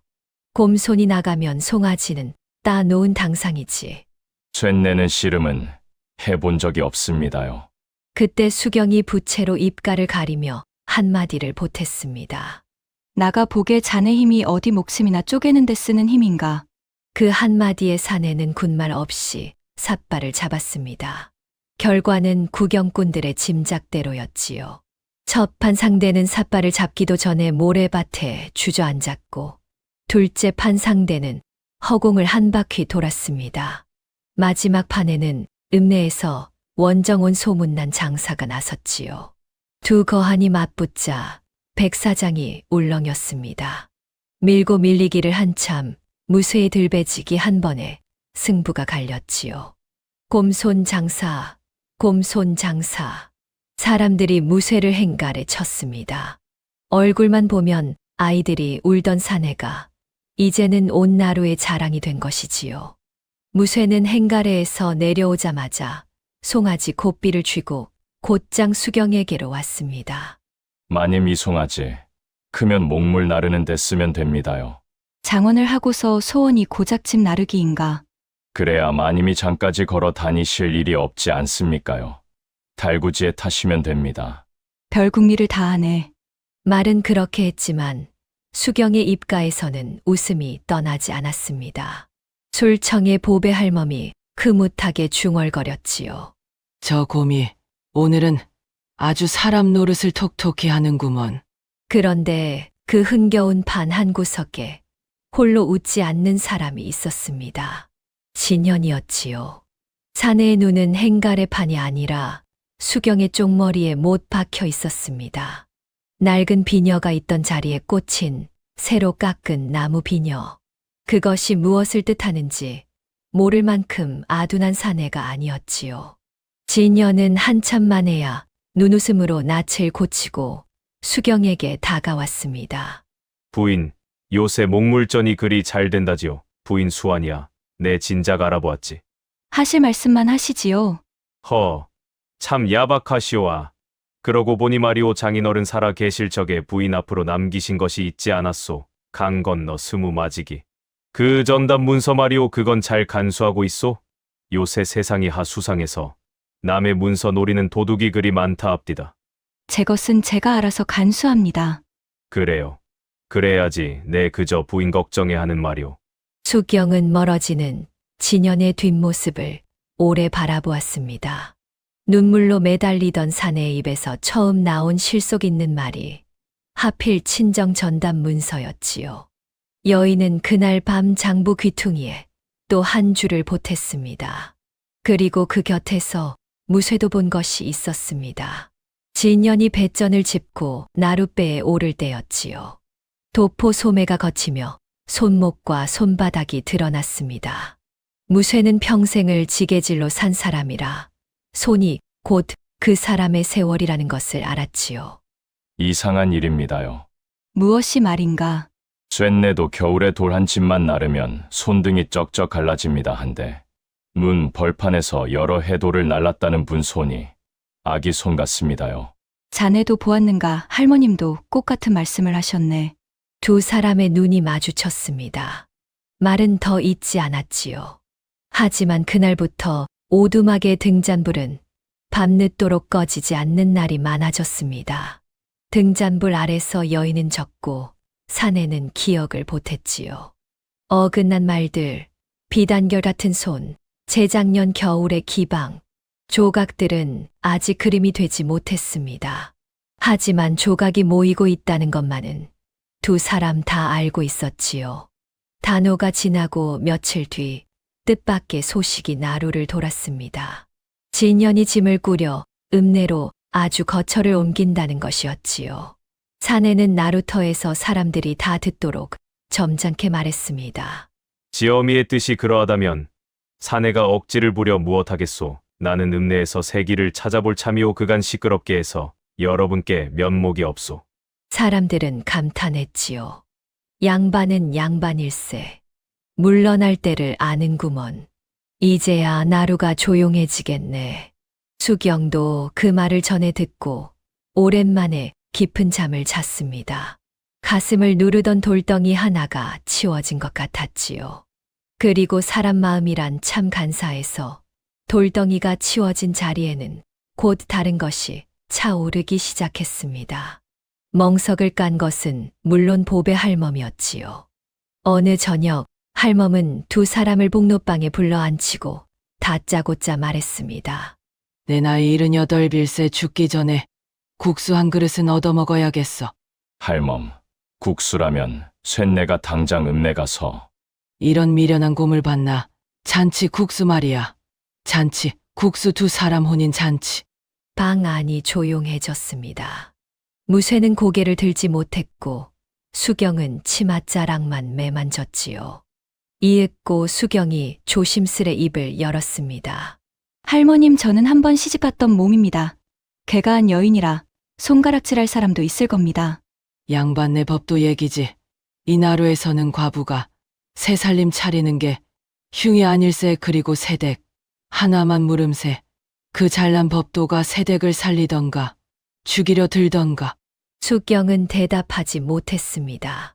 법도를 앞세우던 사람들은 열여문을 세우자며 저를 강가로 내몰았고 법도 모르는 사람들은 강물에 뛰어들어 저를 건졌으니까요. 할멈이 답답하다는 듯 무릎을 쳤습니다. 곰손이 자네 사내가 되어 말 한마디를 못해. 평생 물이나 깃고 장작이나 팰 텐가. 쇳내 같은 것이 감히 마님을. 또 그 소리. 수경이 말을 잘랐습니다. 여인의 목소리는 낮았지만 또렷했지요. 쇳내라는 말도 감이라는 말도 이제 그만 듣고 싶네. 자네 입으로 자네를 낮출 때마다 자네가 건진 내 목숨도 같이 낮아지는 걸세. 마님, 할 말이 있으면 지금 하게 나는 들을 준비가 되었네. 무쇠는 한참 동안 제 손만 내려다보았습니다. 나무를 깎느라 굳은 살이 박이고 조각칼에 베인 흉이 남은 손이었지요. 이윽고 사내는 그 손을 방바닥에 짚고 이마가 닿도록 허리를 굽혔습니다. 지는 가진 것이 없습니다. 성도 없고 논밭도 없고 오두막 한 칸이 전부입니다. 헌데 딱 하나 남한테 안 지는 게 있습니다. 마님이 물에 빠지면 100번이고 뛰어들 것이고 마님이 추우면 100밤이고 아궁이를 지킬 겁니다. 그러니까 평생 곁을 안 떠나겠습니다. 마님만 좋으시다면. 방 안이 한동안 조용했습니다. 그러다 무쇠가 무언가 결심한 듯 한마디를 보탰지요. 그리고 이제야 아랩니다만 지는 마님을 그 강가에서 처음 뵌 게 아닙니다. 옛날 최 부잔의 머슴 적에 강 건너 대게 뗄나무를 대었습니다. 그때 마님이 이 무지렁이한테 물 한 그릇을 내주시며 수고하시네 하셨지요. 마님은 잊으셨겠지만 지는 그 물 한 그릇을 여태 못 잊었습니다. 그 나무꾼이 자네였는가. 미안하네. 나는 낯이 기억나질 않네. 못하셔야 맞습니다. 귀한 분이 나무꾼 낯을 어찌 다 담아두겠습니까요. 귀한 사람은 무슨 그나저나 물 한 그릇에 3년치 장작이라니. 내가 아주 크게 남는 장사를 했네 그려. 이 늙은이는 그 밤에 다 들었네. 3년을 입이 근질근질해서 아주 혼났어. 방 안에 웃음이 터졌습니다. 웃음 끝에 수경은 눈을 감았지요. 얼음장 같던 강물과 그 속에서 제 허리를 감아 올리던 팔과 밍밍하던 죽 한 그릇이 차례로 지나갔습니다. 여인은 눈을 뜨고 대답 대신 이렇게 말했습니다. 10월이 좋겠네. 예, 혼례 말일세 내가 이나루에 떠내려온 달이 10월이니 그 달에 새로 시작하는 게 이치에 맞지. 마님, 그럼. 됐다. 됐어. 국수다. 보배 할멈이 벌떡 일어나 덩실덩실 춤을 췄습니다. 무쇠는 그 자리에 얼어붙은 채 웃는지 우는지 모를 얼굴을 하고 있었지요. 소문은 이튿날로 온 나루에 퍼졌습니다. 축하하는 사람이 반, 걱정하는 사람이 반이었지만 두 사람의 얼굴만은 봄볕처럼 환했지요. 무쇠는 그날부터 밤마다 다시 나무를 깎았습니다. 이번에 깎는 것은 기러기였지요. 혼례상에 올릴 나무 기러기 한 쌍 말입니다. 그러나 말입니다. 물러간 것처럼 보이는 물은 어딘가에 고여 있기 마련이지요. 읍내 기방 뒷골목, 등불이 붉게 걸린 방에서였습니다. 진연이 술상을 앞에 두고 앉아 있었고 그 맞은편에는 곱게 단장한 여인이 앉아 있었지요. 기명은 채련. 읍내 기방에서 감으로 이름을 날리다 지금은 뒷골목에 제 집 한 칸을 얻어 사는 여인이었습니다. 박서방님 아니, 이제는 김서방님이라 불러드려야 하나. 채련아 목소리를 낮춰라. 낮출 게 뭐 있어요. 온 읍내가 다 아는 거려. 오랑캐 땅에서 돌아온 소란마을 김씨댁 도련님 세상에. 오랑캐 땅이라니요. 지난 6해를 네 집 뒷방에서 자셨는데. 입 조심하라 했다. 진연의 눈이 처음으로 사나워졌습니다. 하지만 채련은 물러서지 않았지요. 여인의 눈에는 도끼가 서려 있었습니다. 제 폐물이 어디로 갔지요? 기방에서 10년 모은 돈이 어디로 갔고요? 서방님 노름빚 막는다고, 서방님 비단 도포 해 입힌다고 다 녹아 없어졌어요. 이제 빈털터리가 되니 조강지처를 찾아가시겠다. 세상에 이런 법이 어디 있어요. 그러니 기다리라는 것 아니냐. 진연은 목소리를 착 가라앉혔습니다.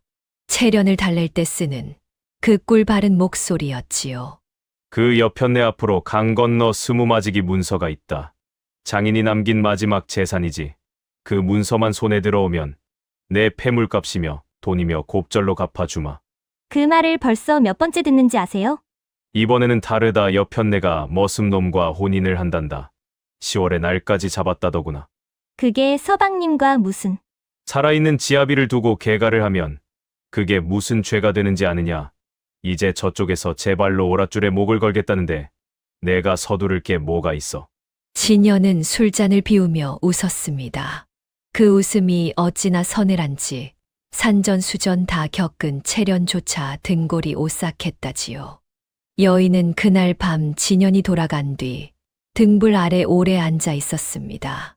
곱절로 갚아준다는 말과 오랏줄이라는 말 사이에서 여인의 마음은 갈피를 잡지 못했지요. 며칠 지나지 않아 나루에 이상한 소문이 돌기 시작했습니다. 여보게, 그 얘기 들었나? 살아있는 서방을 두고 개가하는 건 국법이 그 많은 죄라며 강상죄라 하되 강상죄, 잘못하면 관아에 끌려간다는 구먼. 머슴 쪽도 남의 철을 넘본 죄로 곤장감이라던데. 강상죄란 사람이 지켜야 할 도리를 어긴 큰 죄를 이르는 말입니다. 소문에 씨를 뿌리고 다니는 자들이 있었지요. 장날마다 낯을 비추는 읍내의 왈자 둘이었습니다. 언젠가 목물전에서 망신을 당하고 쫓겨났던 바로 그 자들이었지요. 왈자들은 주막마다 술을 사며 떠들었습니다. 그 술값이 어디서 나오는지 눈치 빠른 사람은 짐작하고도 남았지요. 축하하던 입들이 하나둘 무거워졌습니다. 혼례의 국수를 삶아 주마하던 안악들이 슬금슬금 발을 뺐지요. 존이 어른들도 다시 헛기침을 시작했습니다. 혼인이야 좋다만 국법이 그렇다면 얘기가 다르지. 공연이 우리까지 엮일라. 잔치에는 가지 마세. 그리고 어느 흐린 오후 진연이 오두막에 나타났습니다. 물러갔다던 사내가 예고도 없이 살인문을 밀고 들어선 것이지요. 마침 무쇠는 목물을 지고 읍내에 배달을 나가고 없었습니다. 부인 혼인을 한다지요. 10월이라고. 하실 말씀만 하시지요. 내 마지막으로 좋게 말하러 왔소. 그 혼인. 물리시오. 살아있는 지아비를 두고 개가라니. 부인이 관아 마당에 끌려가 곤장 맞는 꼴을 나더러 보란 말이오. 소방 맞아 내쫓긴 여인은 개가할 수 있습니다. 서방님 댁에서 저를 내친 것이 새해 전입니다. 온 마을이 아는 일이지요.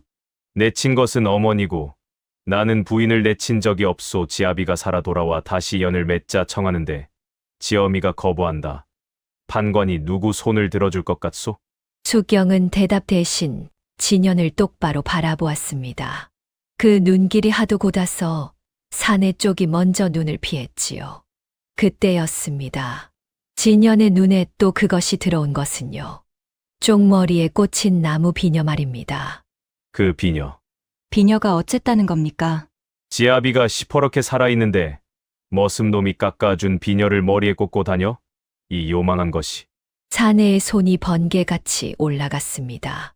수경의 쪽머리에서 비녀가 뽑혀 마당에 나뒹굴었지요. 그리고 진연의 갓신이 그 위를 지그시 밟았습니다. 빠직 하는 소리와 함께 박달나무 비녀가 두 동강이 났지요. 버드잎이 새겨진 머리 쪽과 몸체 쪽으로 말입니다. 열흘을 주겠소. 진연은 부러진 비녀를 발끝으로 밀어내며 말했습니다. 목소리는 도로 차분해져 있었지요. 그것이 더 무서웠습니다. 열흘 안에 혼인을 물리고 내게 오시오. 올 때는 장인어른이 남기신 그 전담 문서를 들고 오시오. 부부가 다시 합치는데 재산을 합치는 것이야. 당연한 도리 아니겠소. 그리하면 개간이 강상죄니 하는 말은 없던 일이 되오. 결국 그것이었습니까? 문서라는 말에 수경의 눈길이 저도 모르게 방문 쪽을 스쳤습니다. 눈 깜짝할 사이였지요. 하지만 진연은 그 잠깐을 놓치지 않았습니다. 사내의 입꼬리가 보일 듯 말 듯 올라갔지요. 열흘이오. 그 뒤에는 나도 국법대로 할 수밖에. 사내가 사라진 마당에서 수경은 한참을 서 있었습니다. 그러고는 허리를 굽혀 두 동강 난 비녀를 주었지요. 흙을 털고 치마폭에 감쌌습니다. 저녁에 돌아온 무쇠는 마당에 찍힌 낯선 갓신 자국과 수경의 헝클어진 쪽머리를 보았지요. 사내는 아무것도 묻지 않았습니다. 다만 그 밤 광 앞에 앉아 밤새 숫돌에 조각칼만 갈았지요. 쓱, 쓱, 쓱. 그 소리가 어찌나 서늘한지 지나가던 들고양이도 걸음을 돌렸다고 합니다. 이튿날 새벽 수경은 무쇠를 불러 앉혔습니다. 다 들었겠지.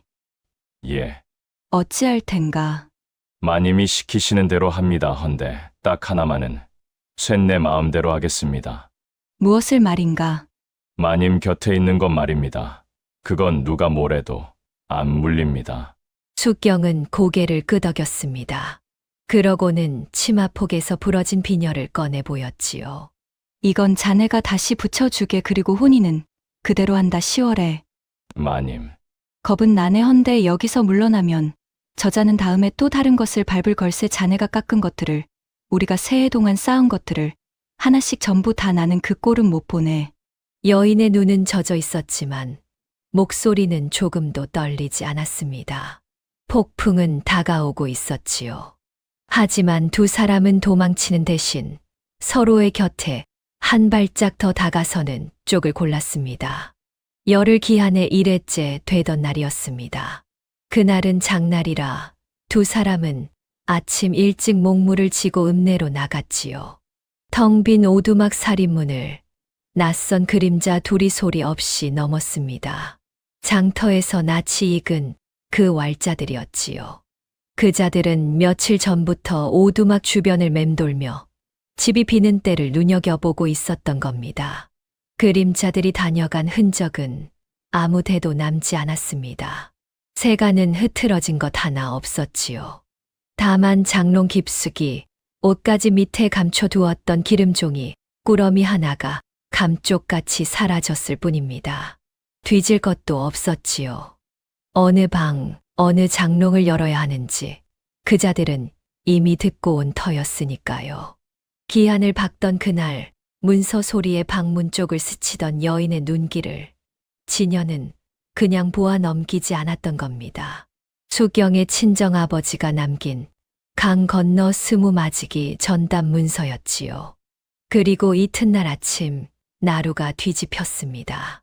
읍내 관아의 포졸들이 들이닥친 것이지요. 포졸들은 곧장 주막광으로 향했습니다. 도둑 송사가 들어왔다. 머슴 무쇠는 오라를 받아라.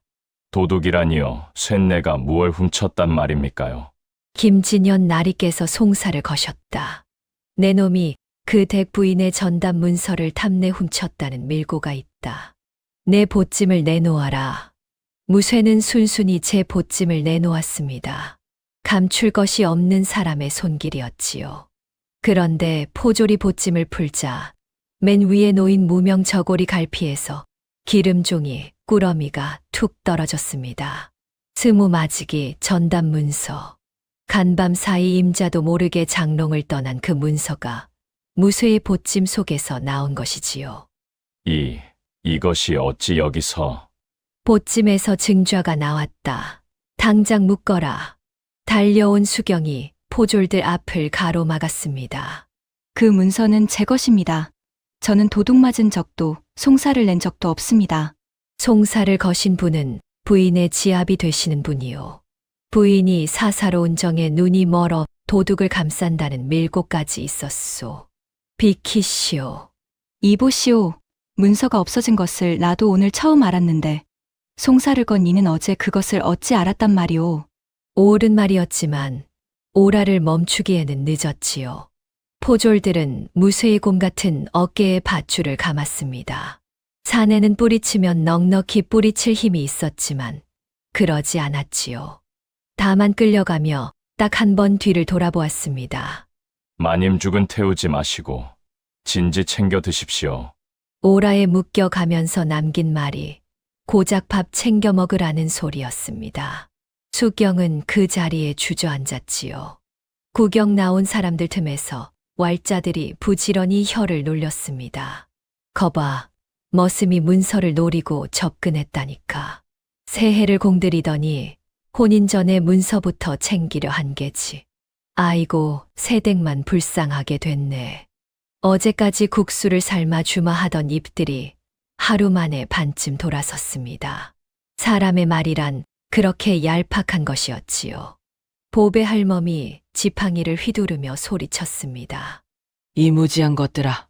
그 곰이 남의 것에 손을 댈 위인이면 내 50년 주막을 통째로 내놓겠다. 하지만 소문은 호통보다 빨랐습니다. 콜레는 그대로 엎어질 판이었지요. 잔칫날 쓰려던 광목이며 그릇들이 주막 구석에 쌓인 채 먼지를 뒤집었었습니다. 그 곁에는 무쇠가 밤마다 깎던 나무 기러기 한 쌍이 날개도 못 펴보고 나란히 엎드려 있었지요. 수경은 그 길로 관아에 달려갔습니다. 그러나 형방은 코웃음만 쳤지요. 작물이 제 보찜에서 나왔는데 무슨 말이 더 필요하오. 송사날이나 기다리시오. 그럼 옥바라지라도 하게 해주십시오. 지압이 될 뻔한 도둑놈 옥바라지라. 부인도 참 딱하시오. 옥문 틈으로 들여다본 무쇠는 그 와중에도 여인을 걱정했습니다. 마님, 여기까지 어찌 오셨습니까요? 밤길이 험한데. 자네는 지금 제 걱정을 하게 생겼는가? 쇳내는 괜찮습니다요. 여기도 가만히가 푹신합니다. 3년 전 광에서 하던 그 거짓말을 사내는 옥에서 또 하고 있었지요. 수경은 창살을 붙들고 끝내 눈물을 쏟았습니다. 절망은 거기서 끝이 아니었습니다. 그 밤 진현이 주막으로 수경을 찾아온 것이지요. 사내는 이제 연기조차 하지 않았습니다. 내일 해가 지기 전에 답을 주시오. 혼인 문서에 수결하고 그 전답을 내 앞으로 돌리면 송사를 거두겠소. 그 머슴은 곤장 몇 대 맞고 풀려나겠지. 사람을 옥에 넣어놓고 그것을 흥정이라고 하십니까? 긍정이 아니라 자비요 답이 없으면 송사로 가는 것이고 송사에 가면 그자는 도둑으로 형을 살 것이오. 작물이 제 보찜에서 나왔으니 하늘이 두 쪽 나도 못 뒤집소. 서방님은 사람이 어찌 그리 변하셨습니까? 변한 게 아니오. 부인이 나를 몰랐던 게지. 사내는 그 말을 남기고 유유히 사라졌습니다. 어쩌면 그 마지막 말만은 진연이 처음으로 한 참말이었는지도 모르지요. 그날 밤 수경은 오두막에 홀로 앉아 있었습니다. 등잔불 하나가 가물거렸지요. 여인은 반지꼬리를 열었습니다. 밑바닥에는 좁쌀만 한두 이름이 나란했지요. 그 곁에 두 동강난 비녀와 버드립 새긴 숟가락과 매화 새긴 은장도를 차례로 꺼내 놓았습니다.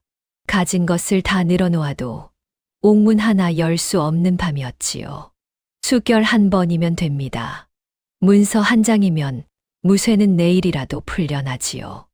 여인의 손이 몇 번이나 그쪽으로 기울었습니다. 그런데 그때마다 무언가가 손목을 붙들었지요. 문서를 넘기는 순간 진연은 이길 것입니다. 거짓으로 죽고 거짓으로 살아온 자가 남의 세해를 짓밟고 이기는 것이지요. 그리고 무쇠는 풀려나도 도둑 소리를 들으며 살아야 합니다. 곤장 몇 대로 끝나는 것이 아니라 평생을 말이지요. 수결 한 번이면 되는 것을.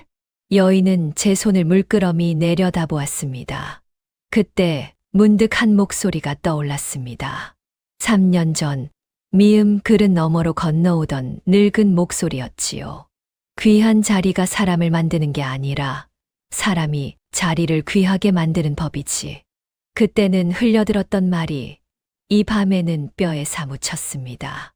양반집 안방이라는 귀한 자리는 여인을 지켜주지 않았지요. 그 자리에서 여인은 내쫓겼고 강물에 빠졌습니다. 여인을 살린 것은 다 쓰러져 가는 오두막과 국밥 냄새 배인 주막이었지요.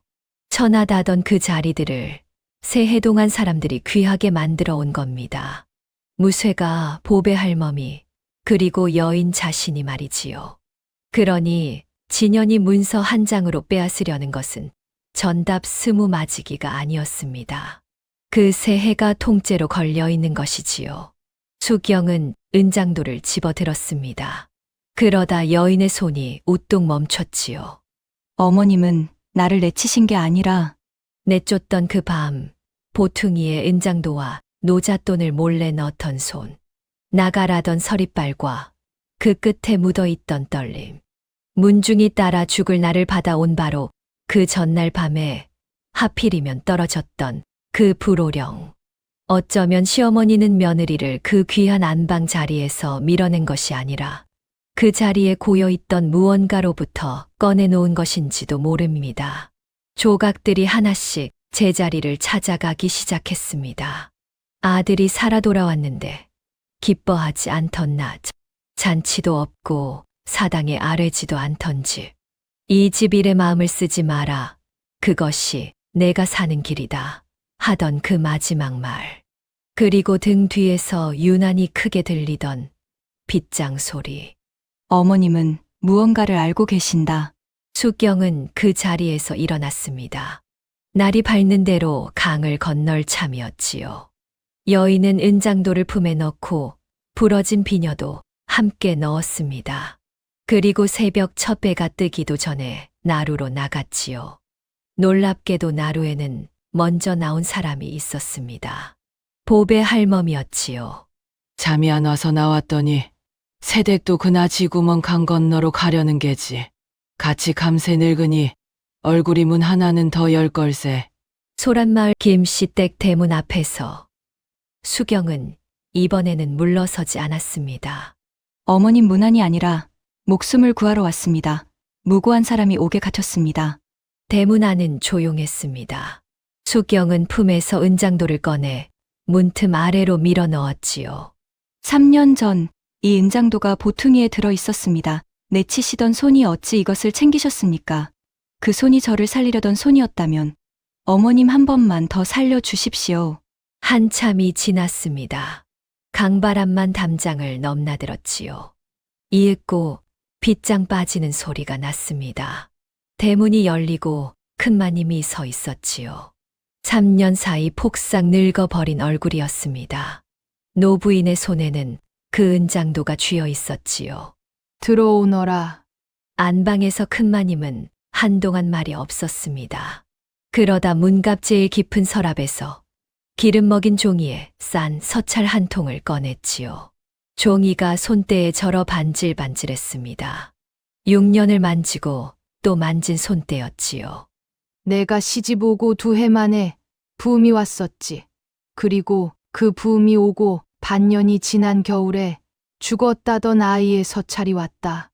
어머님, 그럼 그날부터 나는 산 것도 죽은 것도 아니게 되었다. 큰마님은 서찰을 수경의 손에 쥐어 주었습니다. 그 손이 사시나무처럼 떨렸지요. 이것이 관아에 나가면 내 아들은 살아남지 못한다. 어미가 되어 그것을 알면서 내놓는 것이다. 하지만 말이다. 무고한 사람을 대신 죽일 수는 없지 않느냐. 그것마저 하면 나는 어미이기 전에 사람이 아니게 되니. 어머님, 그리고 이제야 말한다만 문중이 내게 무슨 짓을 하려던 것인지 너도 알고 있었을 게다. 열려문 그 붉은 문 하나 세우자고 산 사람을 지아비 무덤에 딸려 보내려 했지. 헌데 나는 알고 있지 않았느냐. 내 지아비가 살아있다는 것을 산 서방을 둔 너를 열렬합시고 따라 죽게 두면 나는 어미이기 전에 사람 백정이 되는 것이었다. 하지만 늙은 과부에게 문중을 막을 힘이 어디 있겠느냐. 소방 맞은 며느리는 열려가 될 수 없다. 그것 하나만이 그 밤에 내가 열어줄 수 있는 문이었지. 헌데 문중이 그 밤으로 사람까지 풀 줄은 이 늙은 것이 미처 헤아리지 못했구나.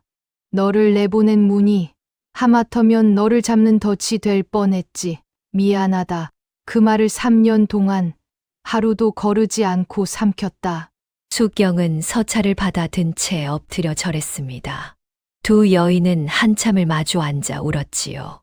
시어머니와 며느리로 산 세월보다 그 한나절이 더 깊었습니다. 한편 보배 할멈은 그 길로 읍내로 내달렸습니다. 50년 나루 미천을 쓸 때가 온 것이지요. 할멈이 찾아간 곳은 기방 뒷골목 채련의 집이었습니다. 주막 할멈이 예까지 웬일이세요? 단도직입으로 말함세 자네.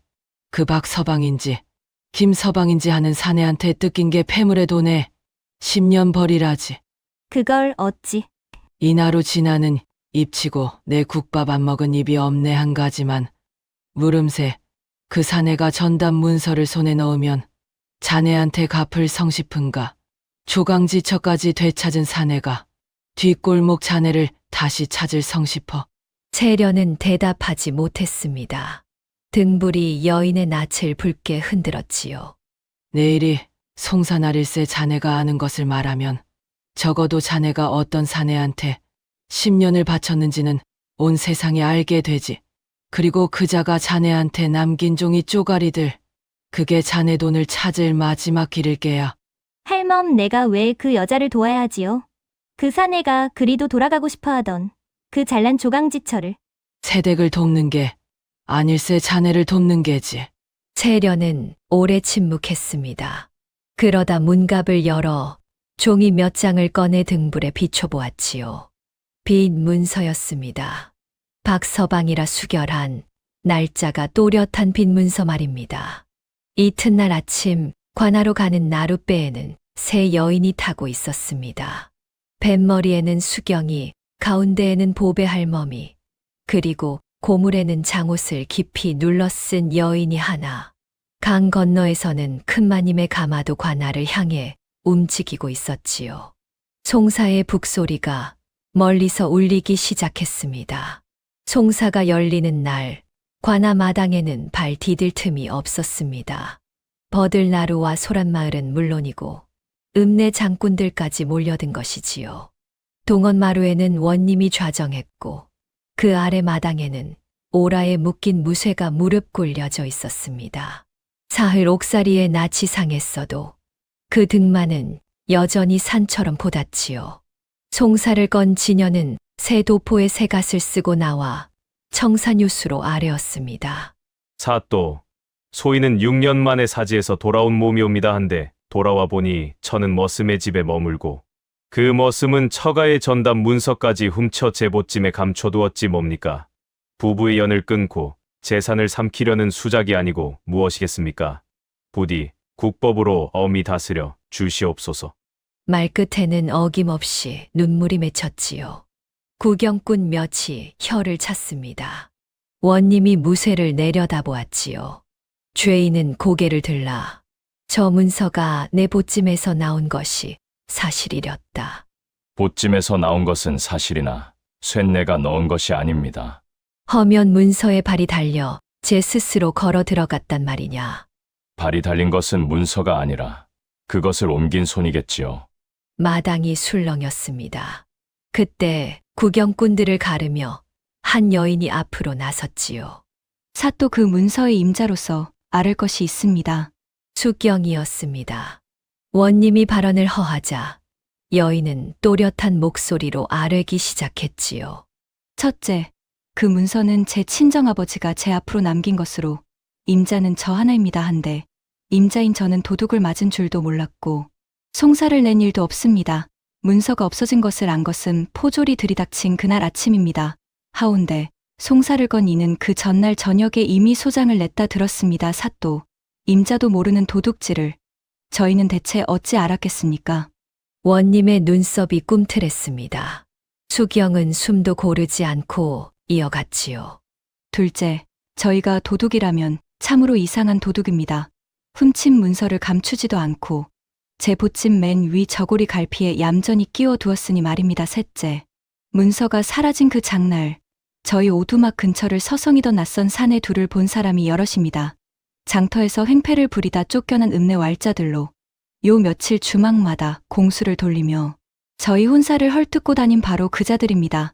머슴살이 세경으로 사는 자들이 그 술값이 어디서 났겠습니까? 송사를 건 자는 들으라.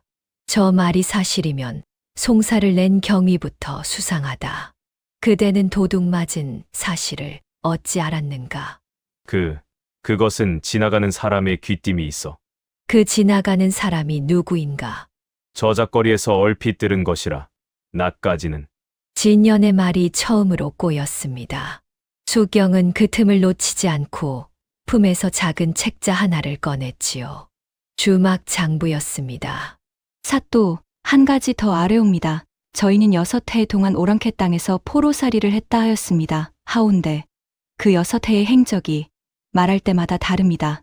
초하루에는 눈벌판에서 소금 굴을 팠다 하고 보름에는 돌을 나르고 가죽을 무두질했다 하고 풀려난 길도 어느 날은 배요, 어느 날은 육로입니다. 제 몸으로 겪은 일은 100번을 말해도 줄기가 같은 법이온데 어찌 겪은 일이 말끝마다 달라지겠습니까? 여기 날짜와 함께 낱낱이 적어 두었습니다. 형방이 장부를 받아 올렸습니다. 원님이 장부를 넘기는 동안 마당은 물을 끼얹은 듯 조용했지요. 그때 무릎 꿇은 무쇠가 조용히 입을 열었습니다. 사또 쇳내는 글도 셈도 모르나 지게질 반평생에 배운 것이 하나 있습니다. 말해보라. 손은 거짓말을 못합니다. 쇳내 손을 보십시오. 그리고 6해 동안 돌을 나르고 가죽을 무두질했다는 저분 손을 보십시오. 어느 쪽이 일한 손인지는 사또께서 보시면 압니다. 원님이 형방에게 눈짓했습니다. 형방이 진연의 손을 펴들자 구경꾼들 사이에서 낮은 탄성이 새어나왔지요. 굳은 살 하나, 흉터 하나 없는 손이었습니다. 명주처럼 고운 손이 한여름볕 아래 하얗게 드러났지요. 야, 양반의 손은 본디 산 것과 달라서. 지린년이 손을 소매 속으로 감추던 그때 수경이 다시 나섰습니다. 사또, 저희가 참으로 6해를 오랑캐 땅에서 보냈는지는 이 고을 군적에 물으시면 됩니다. 나라.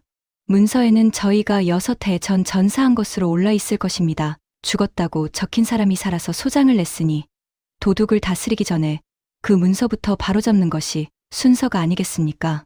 과연 그러하다. 송사를 건 자는 이제 송사를 당한 자의 자리에서 답하라. 그대는 지난 6해를 어디서 보냈는가? 증인이나 증표가 있는가? 사또, 사지에서 돌아온 사람에게 증표라니요. 오랑캐 땅에 문서가 있겠습니까? 증인이 있겠습니까? 바로 그때였습니다. 증인이라면 여기 있습니다.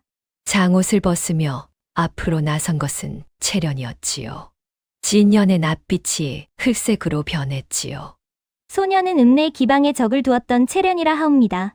저기 선 저분을 소녀는 6년 전부터 알았습니다. 다만 김진현이 아니라 박서방이라는 이름으로였지요. 오랑캐 땅은 무슨 오랑캐 땅입니까? 저분은 지난 세월을 읍내 뒷골목 소녀의 집에서 지냈습니다. 소녀의 폐물을 잡히고 소녀의 돈으로 노름을 하면서 말입니다. 저런 천한 것이 감히 어디서 혀를 놀려. 사또, 기생의 말을 어찌 믿으십니까? 말은 못 믿으셔도 종이는 믿으시겠지요. 채련은 소매에서 종이 뭉치를 꺼내 올렸습니다. 저분이 소녀에게 돈을 꾸어가며 쓴 빈 문서요입니다. 박서방이라 수결하고 해와 달과 날을 제 손으로 적었으니 그 날짜들을 보시옵소서. 죄다 저분이 오랑캐 땅에 있었다는 그 6해 아닙니다. 필적을 대조하시면 소장의 글씨와 한 손에서 나온 것임을 아실 겁니다. 형방이 빈 문서와 소장을 나란히 펴들었습니다. 획 하나, 삐침 하나까지 같은 글씨였지요. 마당이 벌집을 쑤신 듯 끌어올랐습니다. 세상에, 그럼 6해 내내 읍내에 있었단 말인가. 전사는 뭐고 포로는 다 뭐야. 모함이요. 저 계집이 나를 사모하다 버림받고 앙심을 품은 것이요. 사또, 소인은 분명 군적에 오른 몸으로 진연이 목에 핏대를 세우던 바로 그때였습니다. 관아문 쪽에서 늙은 목소리 하나가 마당을 갈랐지요. 군적 이야기라면 이 늙은 것이 답하겠소. 가마에서 내린 큰 마님이 지팡이를 짚고 한 걸음 한 걸음 걸어 들어왔습니다. 진연의 다리가 눈에 띄게 휘청였지요. 어머니가 어찌 여길. 사또 이 늙은 것은 저기 선 김진현의 어미 되는 사람이요. 그리고 이것은 6년 전 겨울에 죽은 아들에게서 받은 서찰이요. 기름 먹인 종이에 싼 서찰이 형방의 손을 거쳐 원님에게 올랐습니다. 원님이 서찰을 펴 있는 동안 진연은 그 자리에 못 박힌 듯 서 있었지요. 이윽고 원님의 낯이 서리처럼 굳었습니다. 송사를 건 자는 들으라. 이 서찰에 이르기를 소자는 싸움이 무서워 진영을 빠져나왔고 죽은 동무의 이름 패를 제 것과 바꾸어 달았으니 소자는 이제 죽은 사람입니다. 부디 찾지도 기다리지도 마십시오. 라하였다.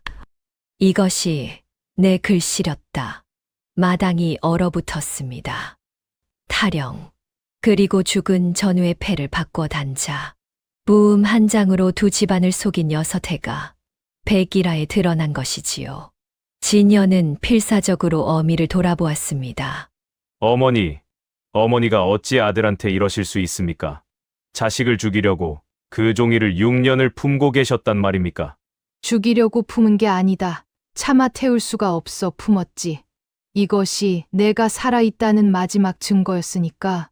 큰마님의 목소리는 조용했지만 마당 끝까지 닿았습니다. 하지만 진연아, 내가 패를 바꿔 단 그 병사에게도 어미가 있다. 그 어미는 아직도 아들이 어느 골짜기에 묻혔는지도 모른 채 늙어가겠지. 그리고 오늘 너는 내 목숨을 구해준 죄 없는 사람에게 도둑 누명을 씌웠다. 어미가 되어 자식의 목숨은 빌 수 있어도 자식의 죄까지 빌 수는 없는 법이다. 진연은 그 자리에 무너져 내렸지요. 그래도 사내의 입에서 끝내 나온 것은 뉘우침이 아니었지요. 살려고 그런 것이요. 그 지옥에서 다 죽어나가는데 나만이라도 살자고 한 것이 그리 큰 죄란 말이오. 그 문서만 손에 넣었으면 아무도 다치지 않고 끝날 일이었소.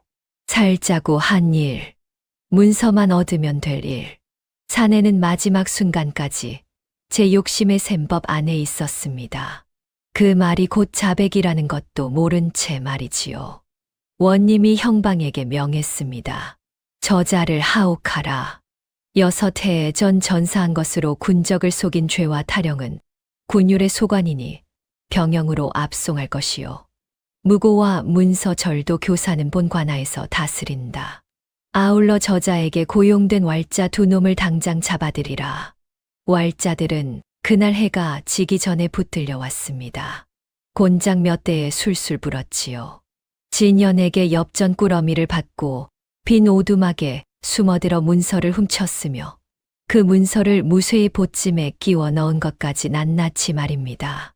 오라에 묶여 끌려나가는 진연의 등 뒤로 구경꾼들의 말이 돌팔매처럼 쏟아졌습니다. 저런 자가 양반이라고 갓을 쓰고 다녔으니 죽은 전후 패를 바꿔 달아 사람의 탈을 쓰고 곰손이 애먼 옥살이를 했구먼. 아이고 미안해서 어쩌나. 원님은 무쇠의 오라를 풀게 했습니다. 무쇠는 들으라. 조사하니 내게는 티끌만 한 죄도 없다. 오히려 3년 전 물에 빠진 사람을 건진 의행이 있고 오늘 이 마당에서 한 말들이 형방보다 고닫다. 관에서 무명세 피를 상으로 내리니 억울했던 사흘의 위로로 알라. 사또상은 감사히 받겠습니다만 한 가지 청이 있습니다. 말해보라. 그 무명은 저 왈자들 곤장값 말고 약값으로 써 주십시오. 곤장 맞은 자리도 사람 살이라. 썩으면 큰일 납니다. 원님은 어이가 없어 한참을 웃었지요. 제 보찜에 작물을 심은 놈들 약값을 대주겠다. 허허, 과연 곰은 곰이로되 미련한 곰이 아니라 큰 곰이로다. 좋다, 그리하마. 원님은 웃음을 거두고 마지막으로 수경을 불렀습니다. 수경은 들으라. 김진현은 여서 대전 스스로 죽은 자가 되기를 택했고 오늘은 국법을 어긴 죄인이 되었다. 기망으로 이어온 부부의 의는 이미 그날로 끊어진 것. 관에서 두 사람의 연이 다하였음을 문서로 밝혀줄 터이니 이제 니와 새로 연을 맺든 하늘 아래 거리낄 것이 없느니라. 구경꾼들 사이에서 낮은 탄성이 일었습니다. 개가를 트집 잡을 마지막 꼬투리까지 관아 마당에서 깨끗하게 사라진 것이지요. 문서는 수경의 품으로 돌아왔습니다. 여인은 그 길로 무쇠에게 달려갔지요. 사흘 만에 마주선 두 사람은 남들 보는 앞이라 손도 못 잡고 그저 마주 보고 웃기만 했습니다. 그 웃음에 눈물이 절반이었지요. 관아 문을 나서던 채련도 그제야 품속에 빈 문서를 꺼내 강바람에 한 번 펄럭여 보았습니다. 원님이 진연에 남은 세간을 헐어서라도 그 빚부터 갚게 하라 명한 터였지요. 여인은 10년 만에 처음으로 가벼워진 걸음으로 읍내 쪽으로 돌아섰습니다. 관아를 나서는 길에 큰마님이 두 사람을 불러 세웠습니다. 수경아, 시어머니의 입에서 처음으로 며느리의 이름이 나왔습니다. 너는 이제 김씨 집안 사람이 아니다. 오늘로 그 여는 관아 마당에서 끝이 났지 하니 이제부터는 그냥 이 늙은이의 딸이라 여기고 살면 안 되겠느냐.